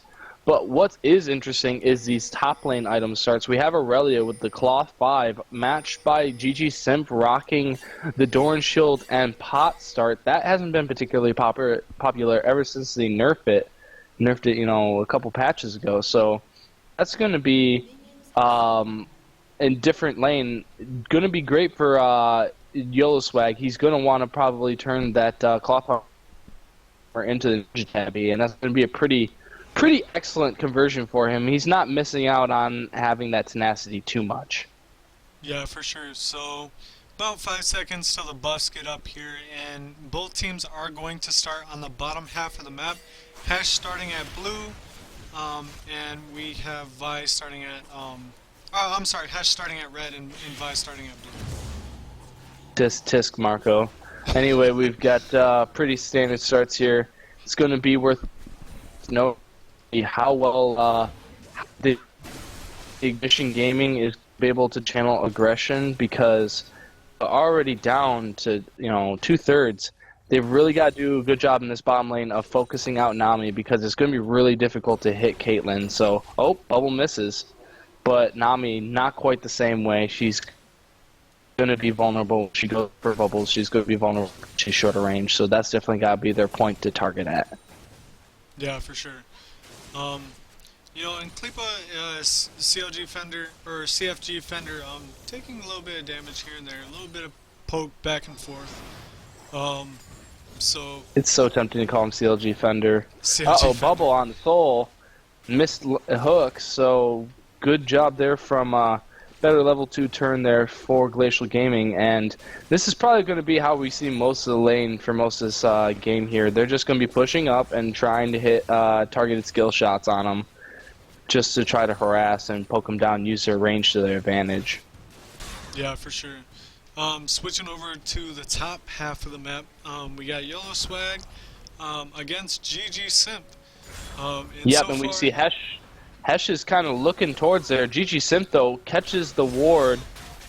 No, he's not able to land that cocoon. He got the stun by Aurelia. Yeah, he got the stun by Aurelia, Simp had just hit 3.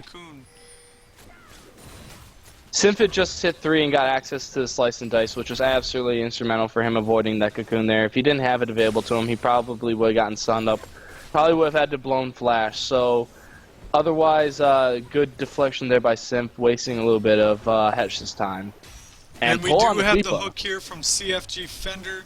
They choose not to go in on it on Kleepa, so GG Simp Yeah, it here, wouldn't have been worth going in too deep. Yeah. They if Thresh had gone in immediately. Thing is about Thresh is that as soon as he lands a hook and decides to reel in, he's incredibly immobile for that split second after he lands. When he decides to flay, during that moment in time, Kleepa lands an easy bubble, and then CFG Fender takes a lot of damage.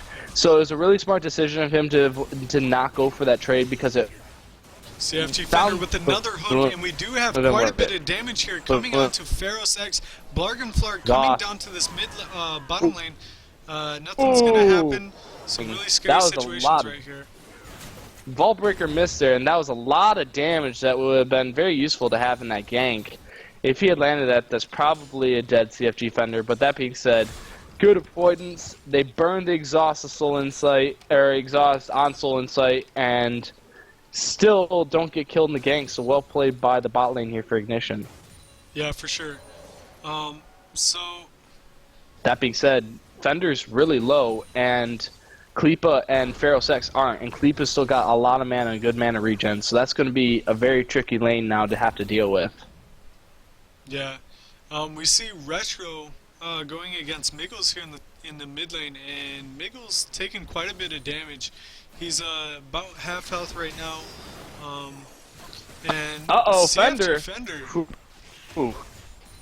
That Piltover Peacemaker did a lot of damage on top of that Nami bubble. So he's really got to watch it there. That's one of the problems with the Ruby Crystal start is while it does give you a lot of extra health for those early trades, it doesn't give you good sustain, especially when you start with the ward like he did. So as soon as he burnt through that that pot, it's not like he started with a coin or with the or with the relic shield like the pros like doing. He has no way of really sustaining particularly well. Was having some difficulty here against Retro TV Head's Vel'Koz. And I mean Vel'Koz, we all know Vel'Koz has so much poke. He's just he's such I've played an awkward Vel'Koz. champion, I guess. I feel like he's an awkward champion in a sense of just like, I don't know, he's got all this damage but he's got no escape, so he's really vulnerable. But he's got all that damage, right? Geometry and all that kind of stuff.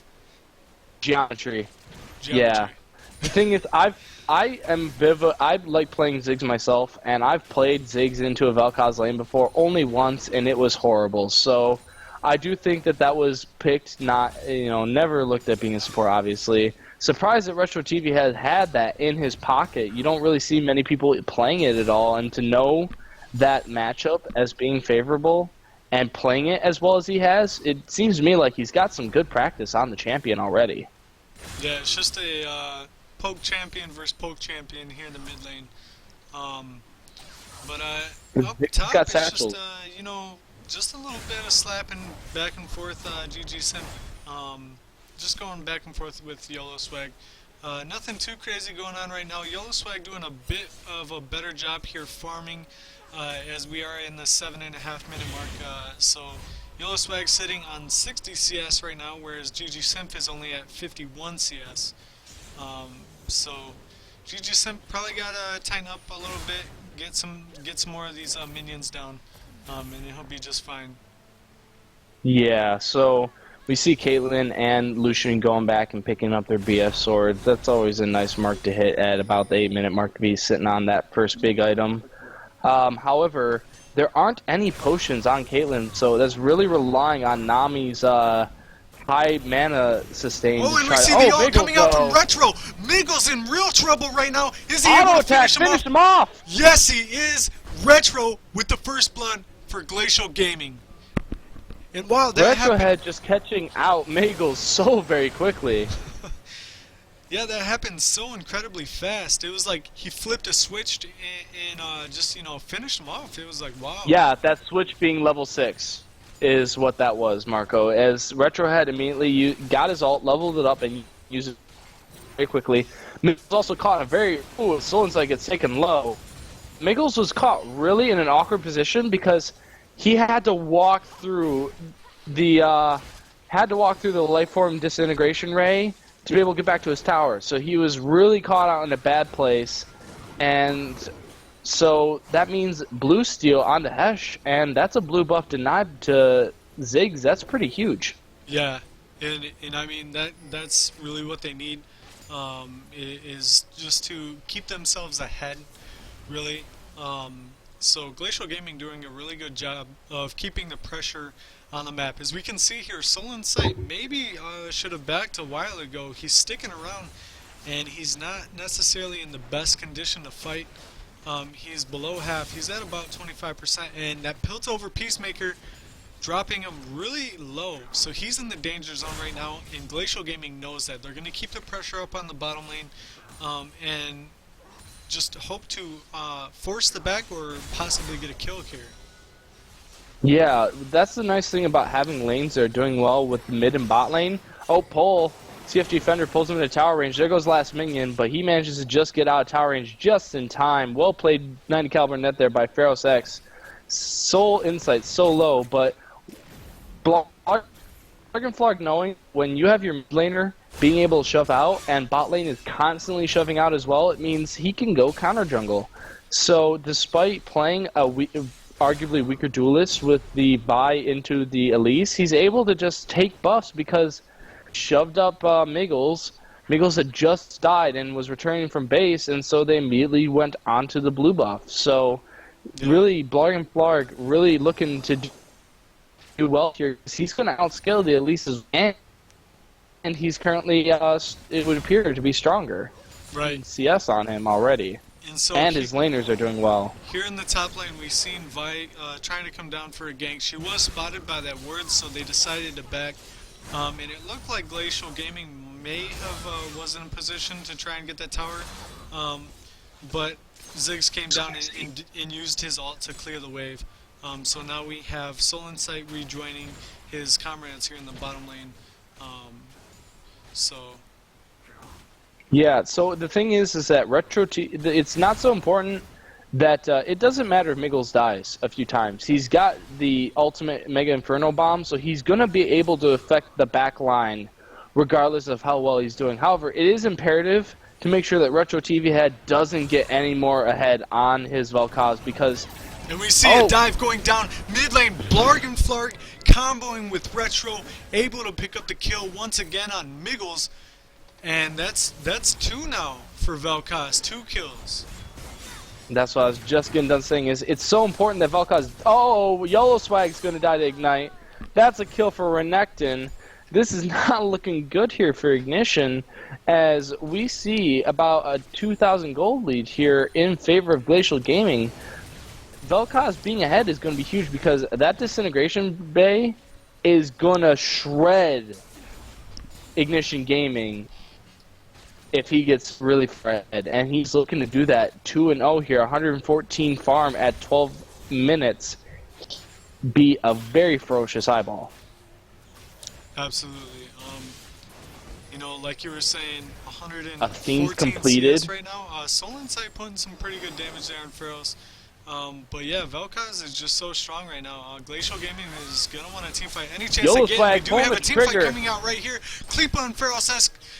And wow, they were able to get out of that situation, but that's going to cost them a dragon. Yeah, unfortunately for YOLO Swag, he didn't have his flash up to be able to follow the wall, and there goes the tidal wave. And Glacial Gaming wants to keep the pressure up. We do see the Ziggs coming down. Blarg and Flarg trying to get into a position to steal it, but it's going to cost him his life. Soul Insight and Miggles dropping down really low, and we got the whole squad down here. FG Fender,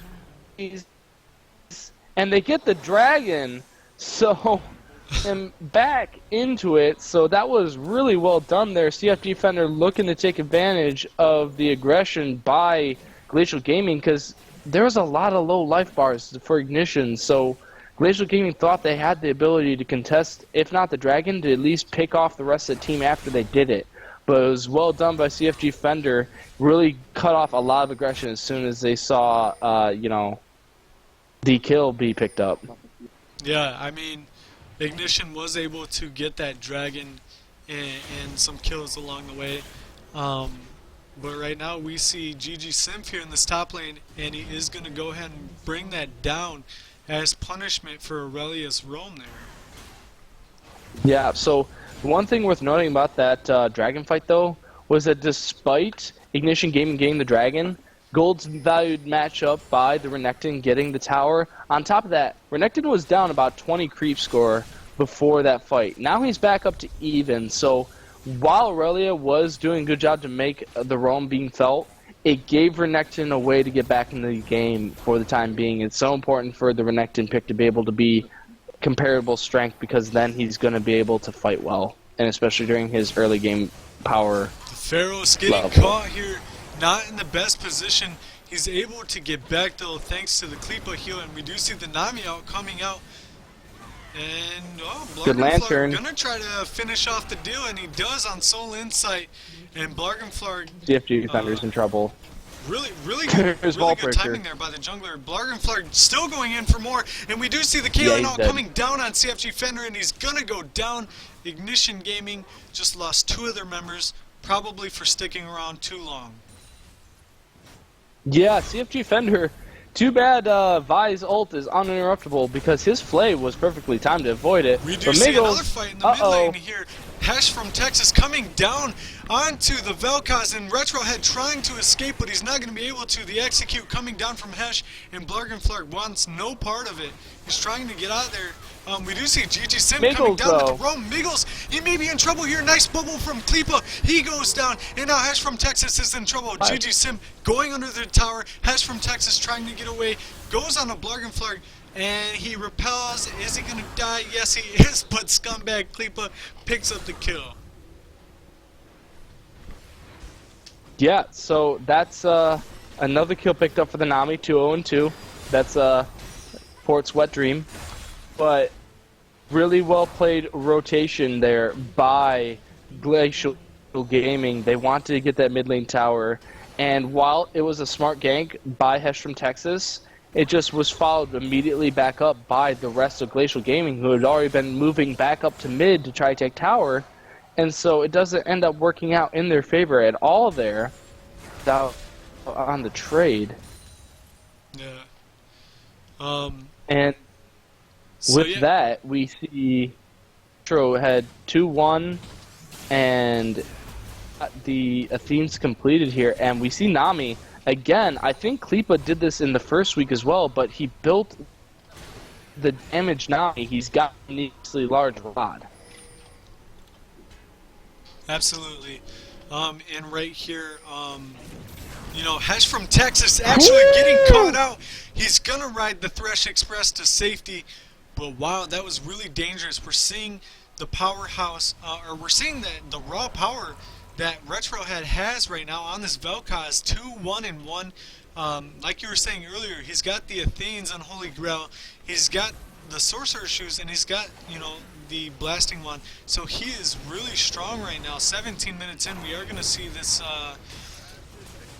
Oh, well played we are there. going to see the all come down here, and Kleepa, yeah. Yeah, that if that had been about a quarter second sooner. Miggles, he gets hit up, but so does Retro. Disengaged tidal wave. But if that had been about a quarter second sooner on CFG Fender on that pole, they might have been able to secure the kill there, as he would have been able to land the flay. That being said, pretty good synergy right now. CFG Fender's really doing a lot of work. There goes the box. And Pharaoh's X drops down from Miggles. Miggles still in this fight. Retro getting some real damage onto him right now. Soul Insight taking quite a bit of damage himself. Switching up to the top lane, we do see GG Simp and Yellow Sweat kind of punching each other in the face here. But, you know, Glacial Gaming is going to go ahead and back away from that. That's the problem with right now. Retro TV Head is so strong that even though CFG Fender made a smart play, put down a really solid box, Retro TV Head just blew him up immediately, and he died. And so they spent a lot of utility, Soul Insight burning the heal to try to get closer, but that's the thing about the Vel'Koz, is because he has no cast time on that seam, I believe it's his W, it means he can kite back and fight pretty decently when there isn't a gap closer to jump on him. And so he picks up a lot of damage, disengages it, and Retrohead wants more. Hesh from Texas, goodbye. But you know what, Retro, that might cost you your life, and it does. More fighting going on right now. Blarg and Flarg dropping low. Miggles almost coming down with the death. He actually ends up dying. Double kill for Aurelia, and that ends up going into the favor of Ignition Gaming. Even trade. Even trade. Okay, It's a it 3 was for an even 3. trade. Yeah, it looks really good, but that was Kleepa with the needlessly large rod Nami build being able to pick up the kill on Miggles. Miggles doing a really good job making sure he stayed alive there though, because him picking it up a little bit more is staying a little bit alive for that little bit longer was all the difference there. As Retrohead, while he's stupid strong, that's the problem with the Vel'Koz in that he laid down a really nice ultimate, but the problem was that he took a lot of damage because he couldn't get away. He dealt a lot of it out, but then as soon as everyone closed that gap, it was just he got turned into mincemeat. Yeah, for sure. And so needlessly large rod on them. Kleepa.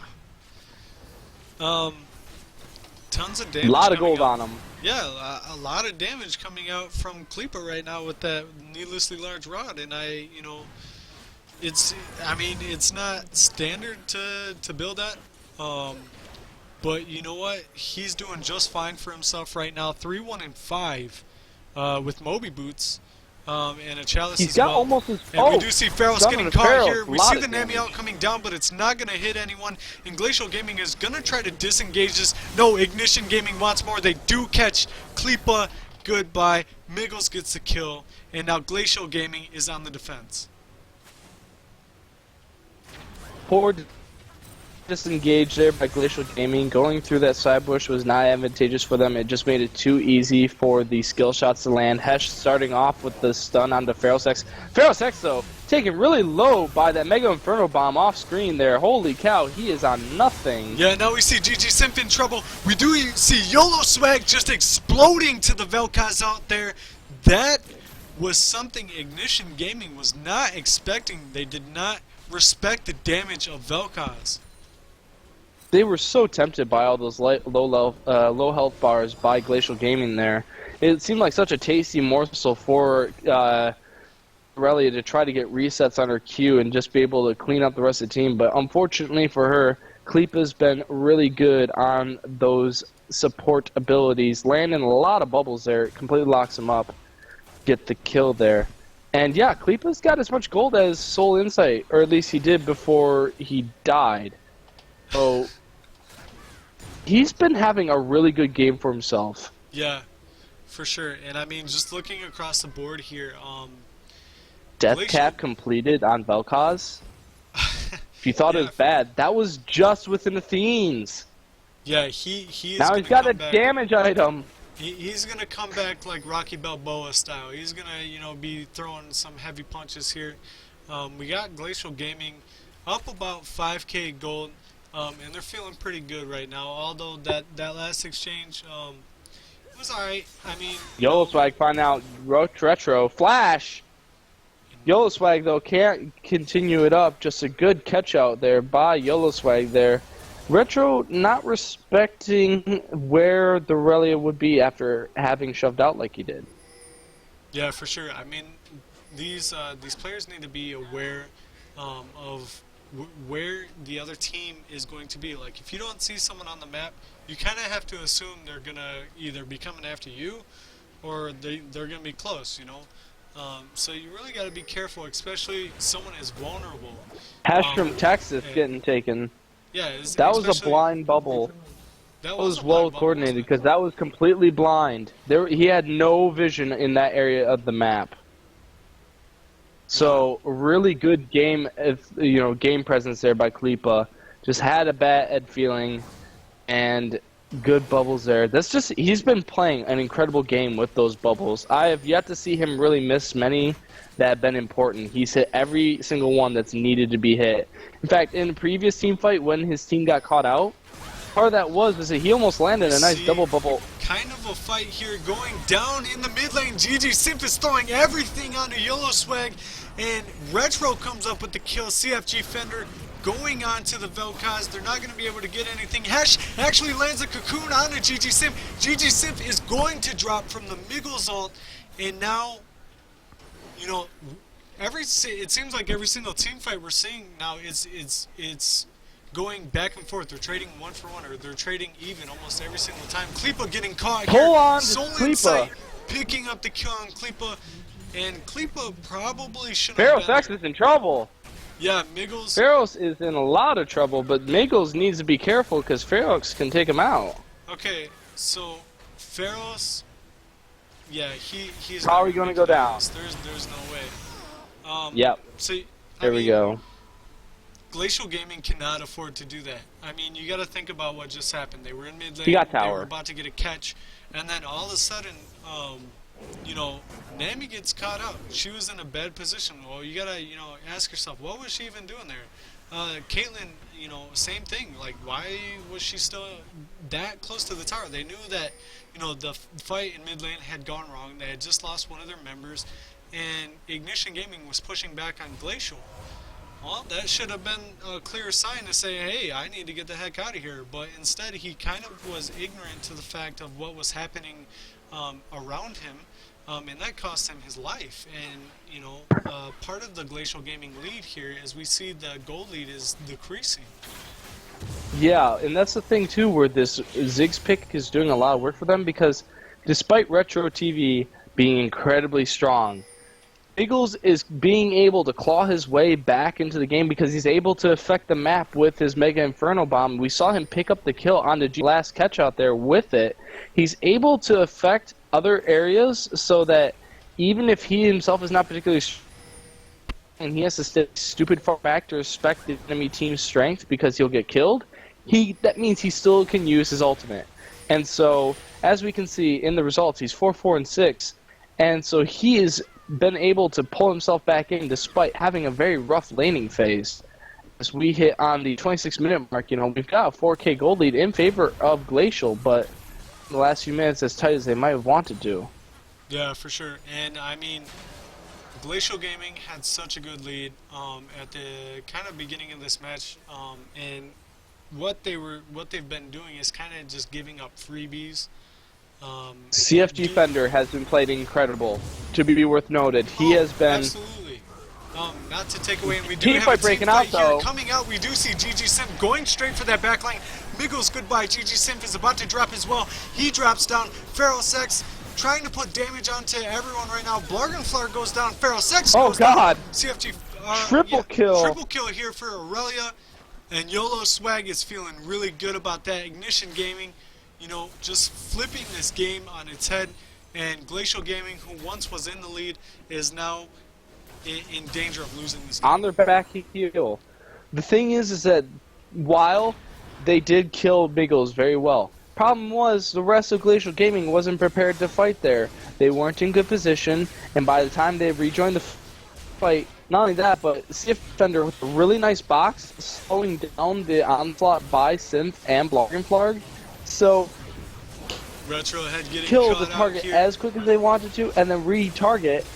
Yeah, that's scary. It's kind of one of those that you don't mind dying because they're probably not going to be able to take anything important, and they just get your gold for it, while you're just guaranteeing that they have the Baron. Maybe you get a steal, maybe you don't, but just Glacial Gaming wasn't quite prepared for that fight, and we saw a really good pickup by the YOLO Swag Jesus, who, after that trade, that triple kill, he now extends himself to 6-3-2. He's got Blade of the Ruin King. He's got Triforce completed.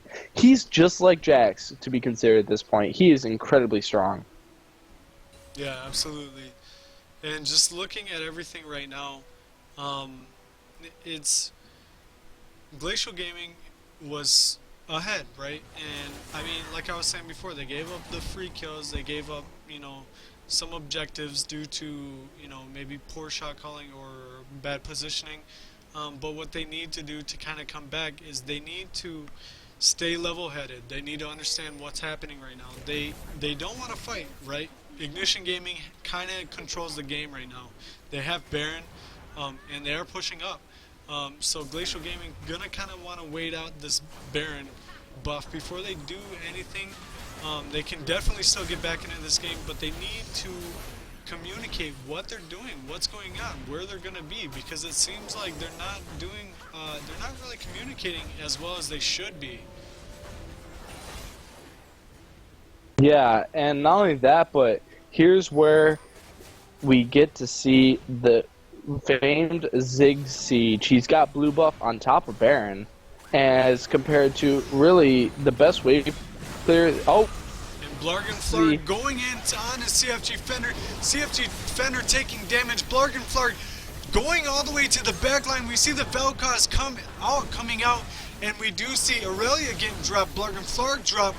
And GG Simp is in trouble right now. Soul Insight was baiting him. He actually died trying to get that kill. Pharaoh's trying to throw some damage here on a Miggles, and Hesh from Texas going in with the least, trying to great that lantern last little bit, and he's not going to be able to get it. So overall, we have a 2-for-1 trade here, and yeah.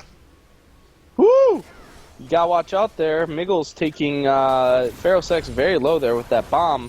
Looking to try to make something happen there. Retro dropping low too. And he has to flash that last bouncing bomb. That was so dangerous right there. Miggles. This is the Ziggs. This is the Ziggs that everyone hates to have to deal with when he's just tossing bombs out of everywhere on his body. Yep. And we're going to see the tower going down here in favor of Ignition.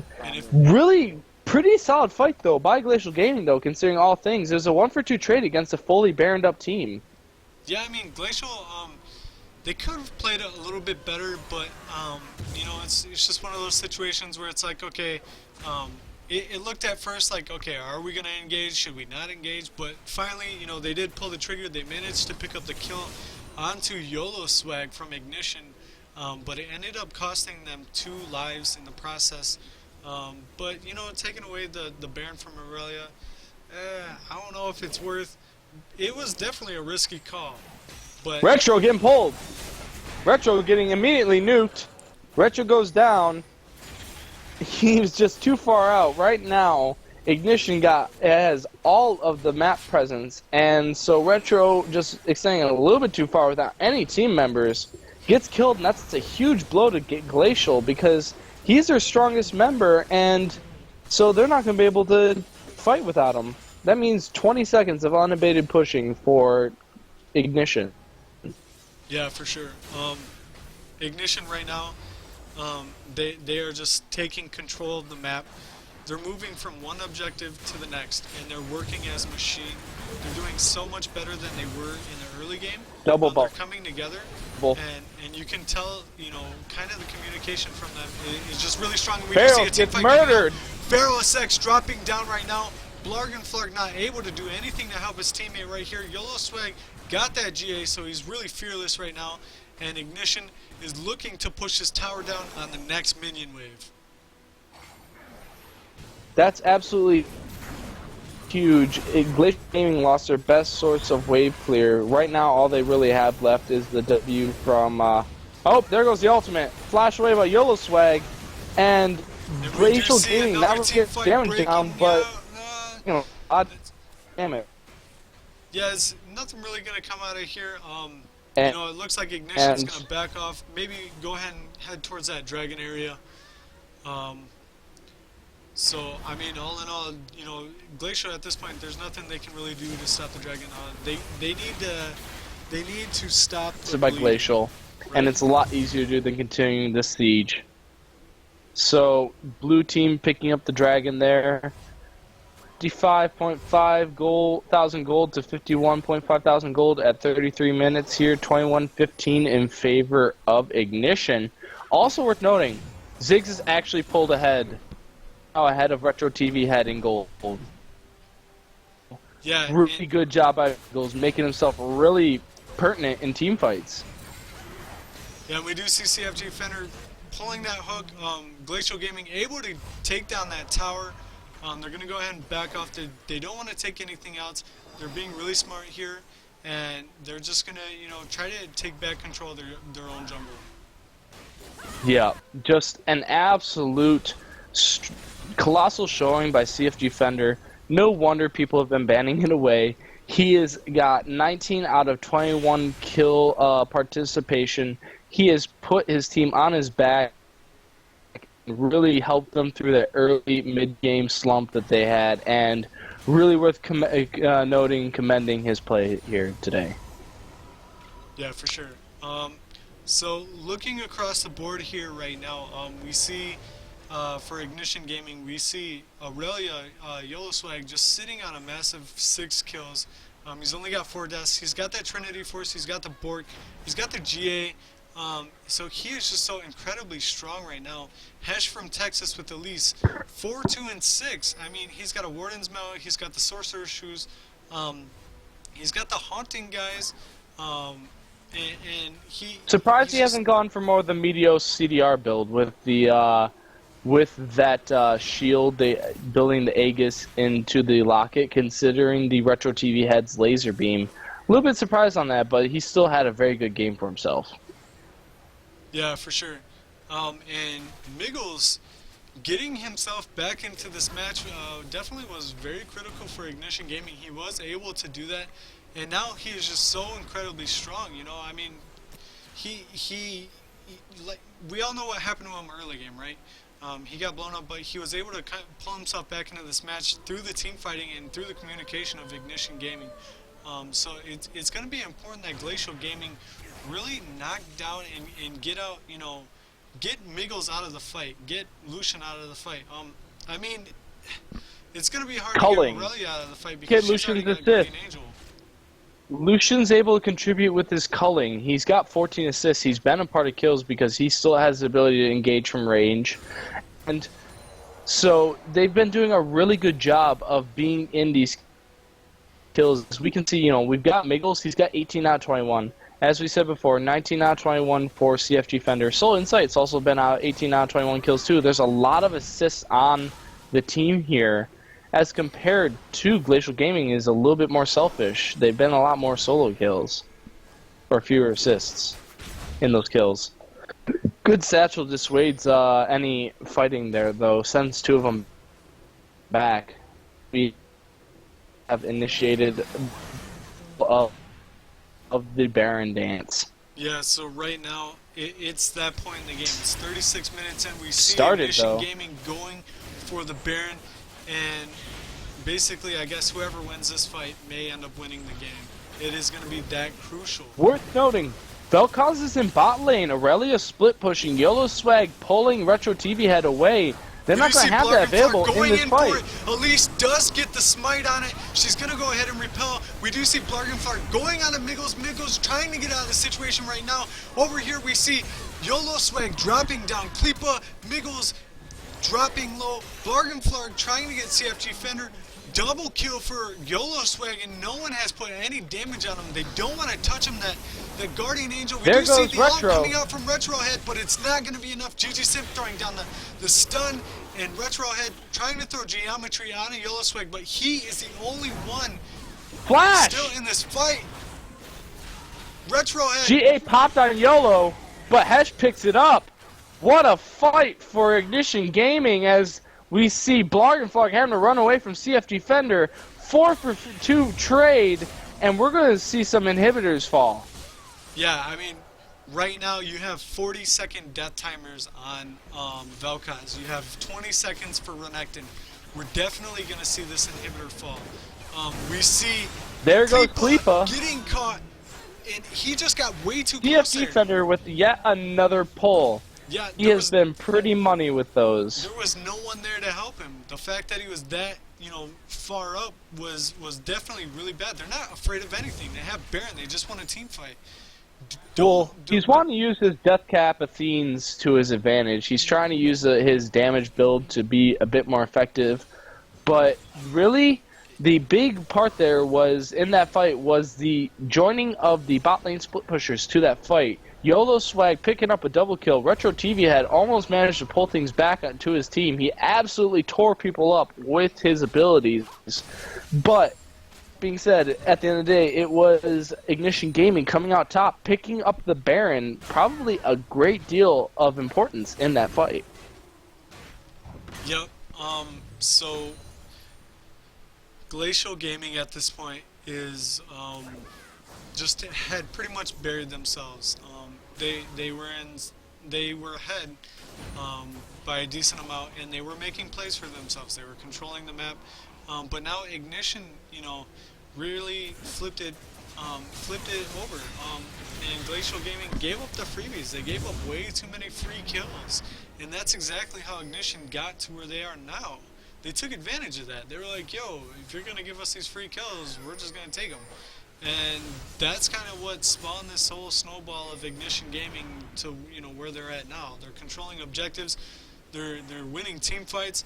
You can tell the communication between Ignition right now is clear. They're working as a team.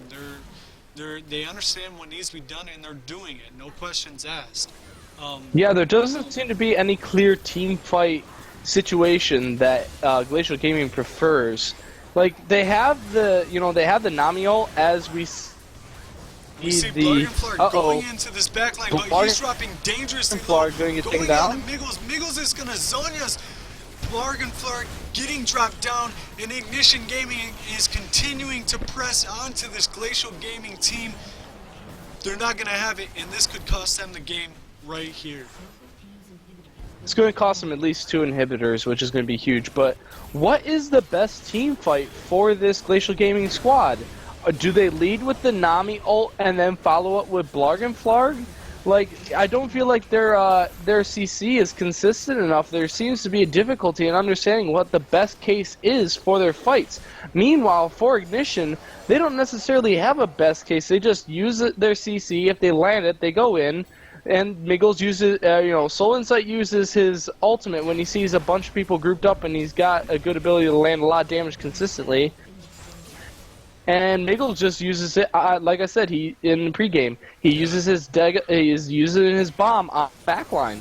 So that's difficulty in having to figure out when they have to fight, because fights in reaction.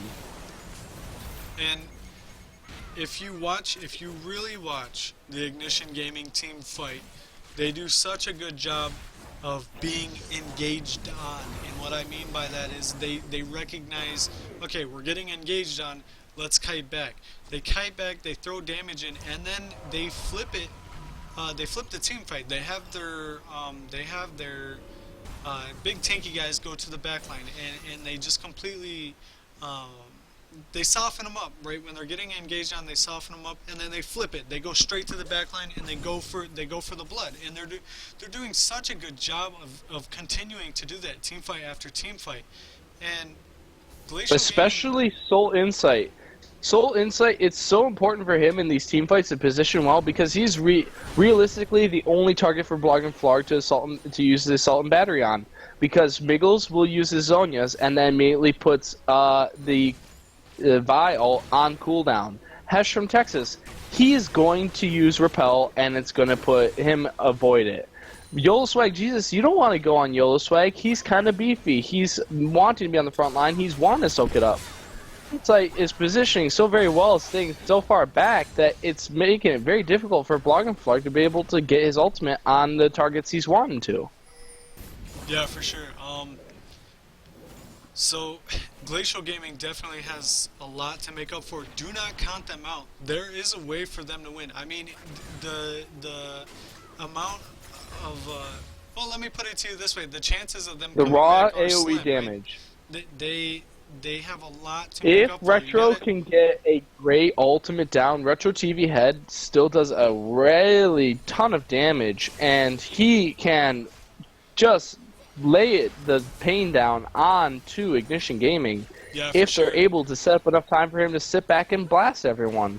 Yeah, I'm just having difficulty figuring out how they do that. Just looking at some of the items here, we see Soul Insight and YOLO Swag both with GA. So basically, it's look at that like, damage. Yeah, I mean, look at that damage. That was a third onto a tank, and that wasn't with his ultimate either. Glacial Gaming needs to take advantage of how much, you know, they're doing with poke. Miscommunication. They need to soften them up first. They need to get them soft and then engage hard. And that's Double kind of what bubble. they're doing right now. CFG Fender CFG dropping Fender. dangerously low. We see the team fight coming out. GG Sip going down. Blarg and Flark way out in the end zone. He's going to get dropped. And right now, Ignition Gaming is controlling every single part of this fight. They're going to go ahead and grab the tower. They're going to go ahead and get this inhibitor. Retro almost dropping down. Superman J-Pop is in from the YOLO base. Swag. Game's Retro done. dropping down. Pharaohs drops down. And that is going to be the game. Ignition Gaming just took over and they didn't let up a step. So really good game there. We're going to go ahead and cut to a commercial break. But when we get back, we're going to talk about the game. And so stick around, guys. We'll be back in a few minutes.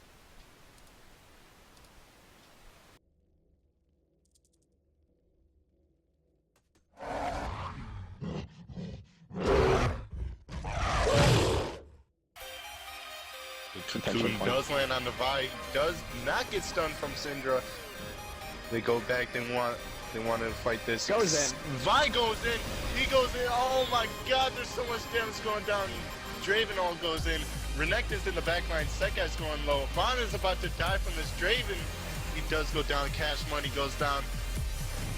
Sekai going in, he dropped the box, but he does get killed. Another kill going to Draven, oh my goodness. Oh, that all damage. Going to actually have Fizzy Quacks potentially come and answer though. But you do have to be careful though. There comes the Talus and 100 skills to hit, but he's going to go down so quickly. That wasn't even a fight, right? Lulule though, he's going to be able to put a lot of damage down. Blood, but there comes the ult out. Nuggets almost gonna, flashes in. Nuggets could turn this around. Nuggets could turn this around. He doesn't throw the ball far enough over. Here comes the ult out from Sky. Sky's just gonna... Lulule dodges it! Peppa gonna go down. Ooh, so much damage! Oh my god, flash forward! Oh my god. Sky's just got to be careful. Sky's just got to play it exactly right. Is he gonna run? Oh god, the chase. buff. So many bombs. Oh, Nick gets it! Woo! So Lulule pulling up big, showing, yeah, I got those big moves. Yeah, I am a mad scientist with Zig. Wow. Oh, he does get the ball. Can they get a double? He does get a double ult. Leona with the excellent on 4 people. Then in the front line, he does explode. There's a lot of damage coming out from Rise though. They are going down. Useless program going really ham right now. Can Shyvana get the double kill? Graves gets up from his GA, and they do get an ace on Team Pretty Boys. They're gonna look to end here. This is a 40-second death timer. Trying to make Kurosawa is jumping onto Color, but would he get the ult down? He's going to go for the ult. That'll be one dead Color wheel right now, but Timbo gets the ult back onto Kurosawa. Kurosawa is probably dead, but there comes a lovely ult out there from Ang Bashard onto Black Yellow Beat to stop any hook coming out. Black Yellow Beat with the flash onto... Oh yeah, dude. But there comes the Oh my god. King gets one. There goes the lovely ult, but that's not enough. There comes the ult out from Kale. And Beckle will be with dead man, but there's King Redshirt. Jesus, man. 5, almost the ace. That was just... Oh my god. Riven's come around the backside. Riven's going to try and go for the flank. Riven is going for the flank for a section. Oh, he gets it! That's a fair steal! There's the ult down onto the legendary top end, and they Frank jumps into the whole team. Oh my god, that is a 4-person wild growth with the 4-person Riven stun. This is going to be a very bad fight here for the blue team. Oh wow, that's another barrel steal. 2 barons in the day and 2 steals. Wow, that's... That gonna be the right clean ace for Crimson Guard United as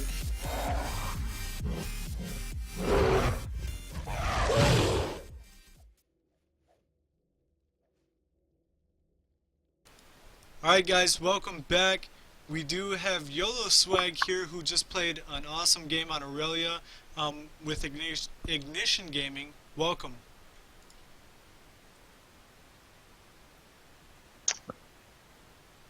YOLO Swag. yeah. Hey, what's up, man? Welcome. Congratulations on the win, Yellow Swag. So how does it feel for you guys to pull ahead to 2-1? How important was this win for you? I'd like to think it was pretty important. Our goal is to end in first place, according to all my teammates. So I'm looking forward to getting that spot, and we're going to put in the effort and try to go for that. Okay, yo, this way, quick question. Whoa, he's gone. Looks like he jumped out of the room. We're gonna try to go ahead and get him back in here real quick. So yeah, while we're getting him back, He might have had to delog. okay, no problem. Let's go ahead and talk about the game.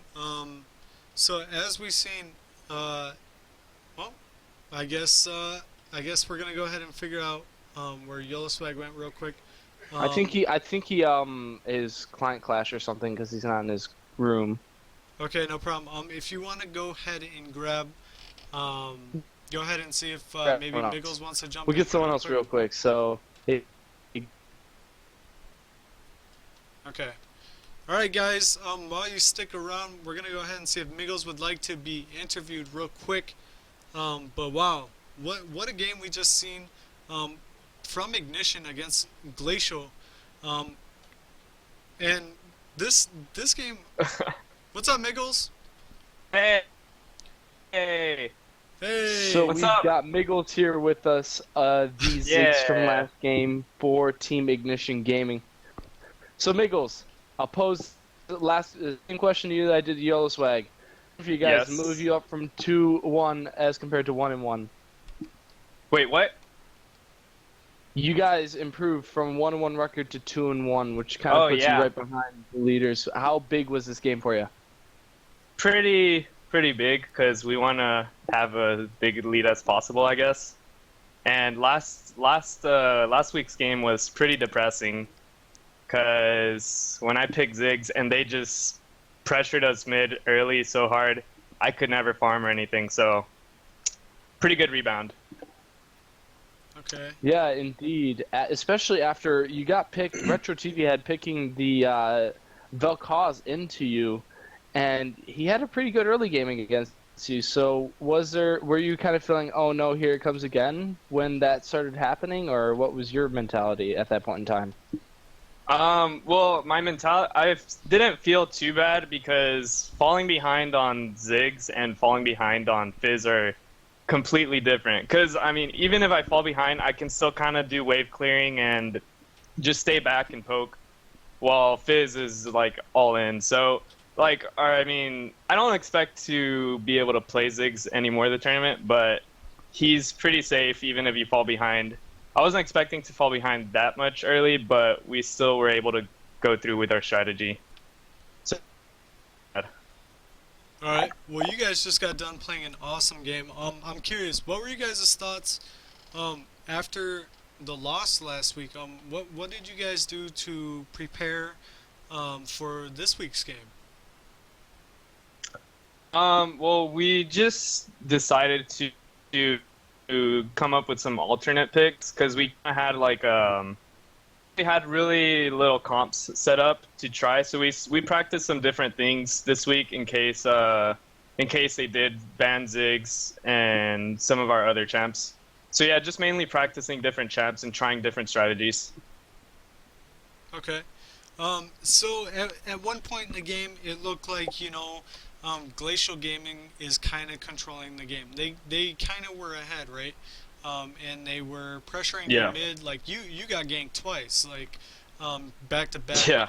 And they were putting a lot of heat on you. They were putting some heat on your bottom lane there. Blargenflurg trying to come in with some ganks of his own, but there was a point in time where you guys flipped the switch. How did you guys manage to do that? I think it's just the comp, and we just started, I guess, planning more what we were doing, trying to get control of the map. Waves, starting to get some split pushing, getting more vision. And, I mean, like I said, like, Ziggs, I guess, zoning potential is really good compared to other champs. So if they were pressuring one of our lanes, it's really easy to just kind of keep them off of it. Whenever there was, like, 5 of them, at one point we just have YOLO swag split push or something when his TP was up, and when he didn't have TP we just play safe and just clear lanes, keep an eye on Dragon and Baron and all that stuff. So just play it safe until we found like an opening where we could make a move and stuff like that. Okay. Did you guys decide that you had to fight your team fights any differently once Retro TV started getting big? Did you guys say, all right, we need to try to make some more skirmishes happen, or we need to, was there any planned, communicated plans for once that happened, once Vel'Koz got big? Well, once he did get big, we started playing safer, and we just kind of started going with just clearing waves and staying back. And there was a point, I think it was a Dragon fight, I think, where things turned around. Or it was around Dragon. We rushed Dragon really quick, and they were coming through like a narrow gap in between, or right behind the blue buff area. And so we decided to fight there because it would be a really good spot for me to get my ult. And I ended up dying there, but I got my ult on the 3 carries, and I got a lot of damage on them. And so I think that's the point where the game started turning around, or where we started winning team fights. All right. So yeah, this was a huge game for you guys, and so what you guys know about the 2-week bye period coming up, which is gonna happen or goes into effect next weekend, and then the week of June 16th. So we will be starting the Baron League back up on June 25th. So I'm curious, what are you guys gonna do while the bye weeks pass? We haven't planned anything ahead of this week yet, so I'm not sure, except for just practice and try new things.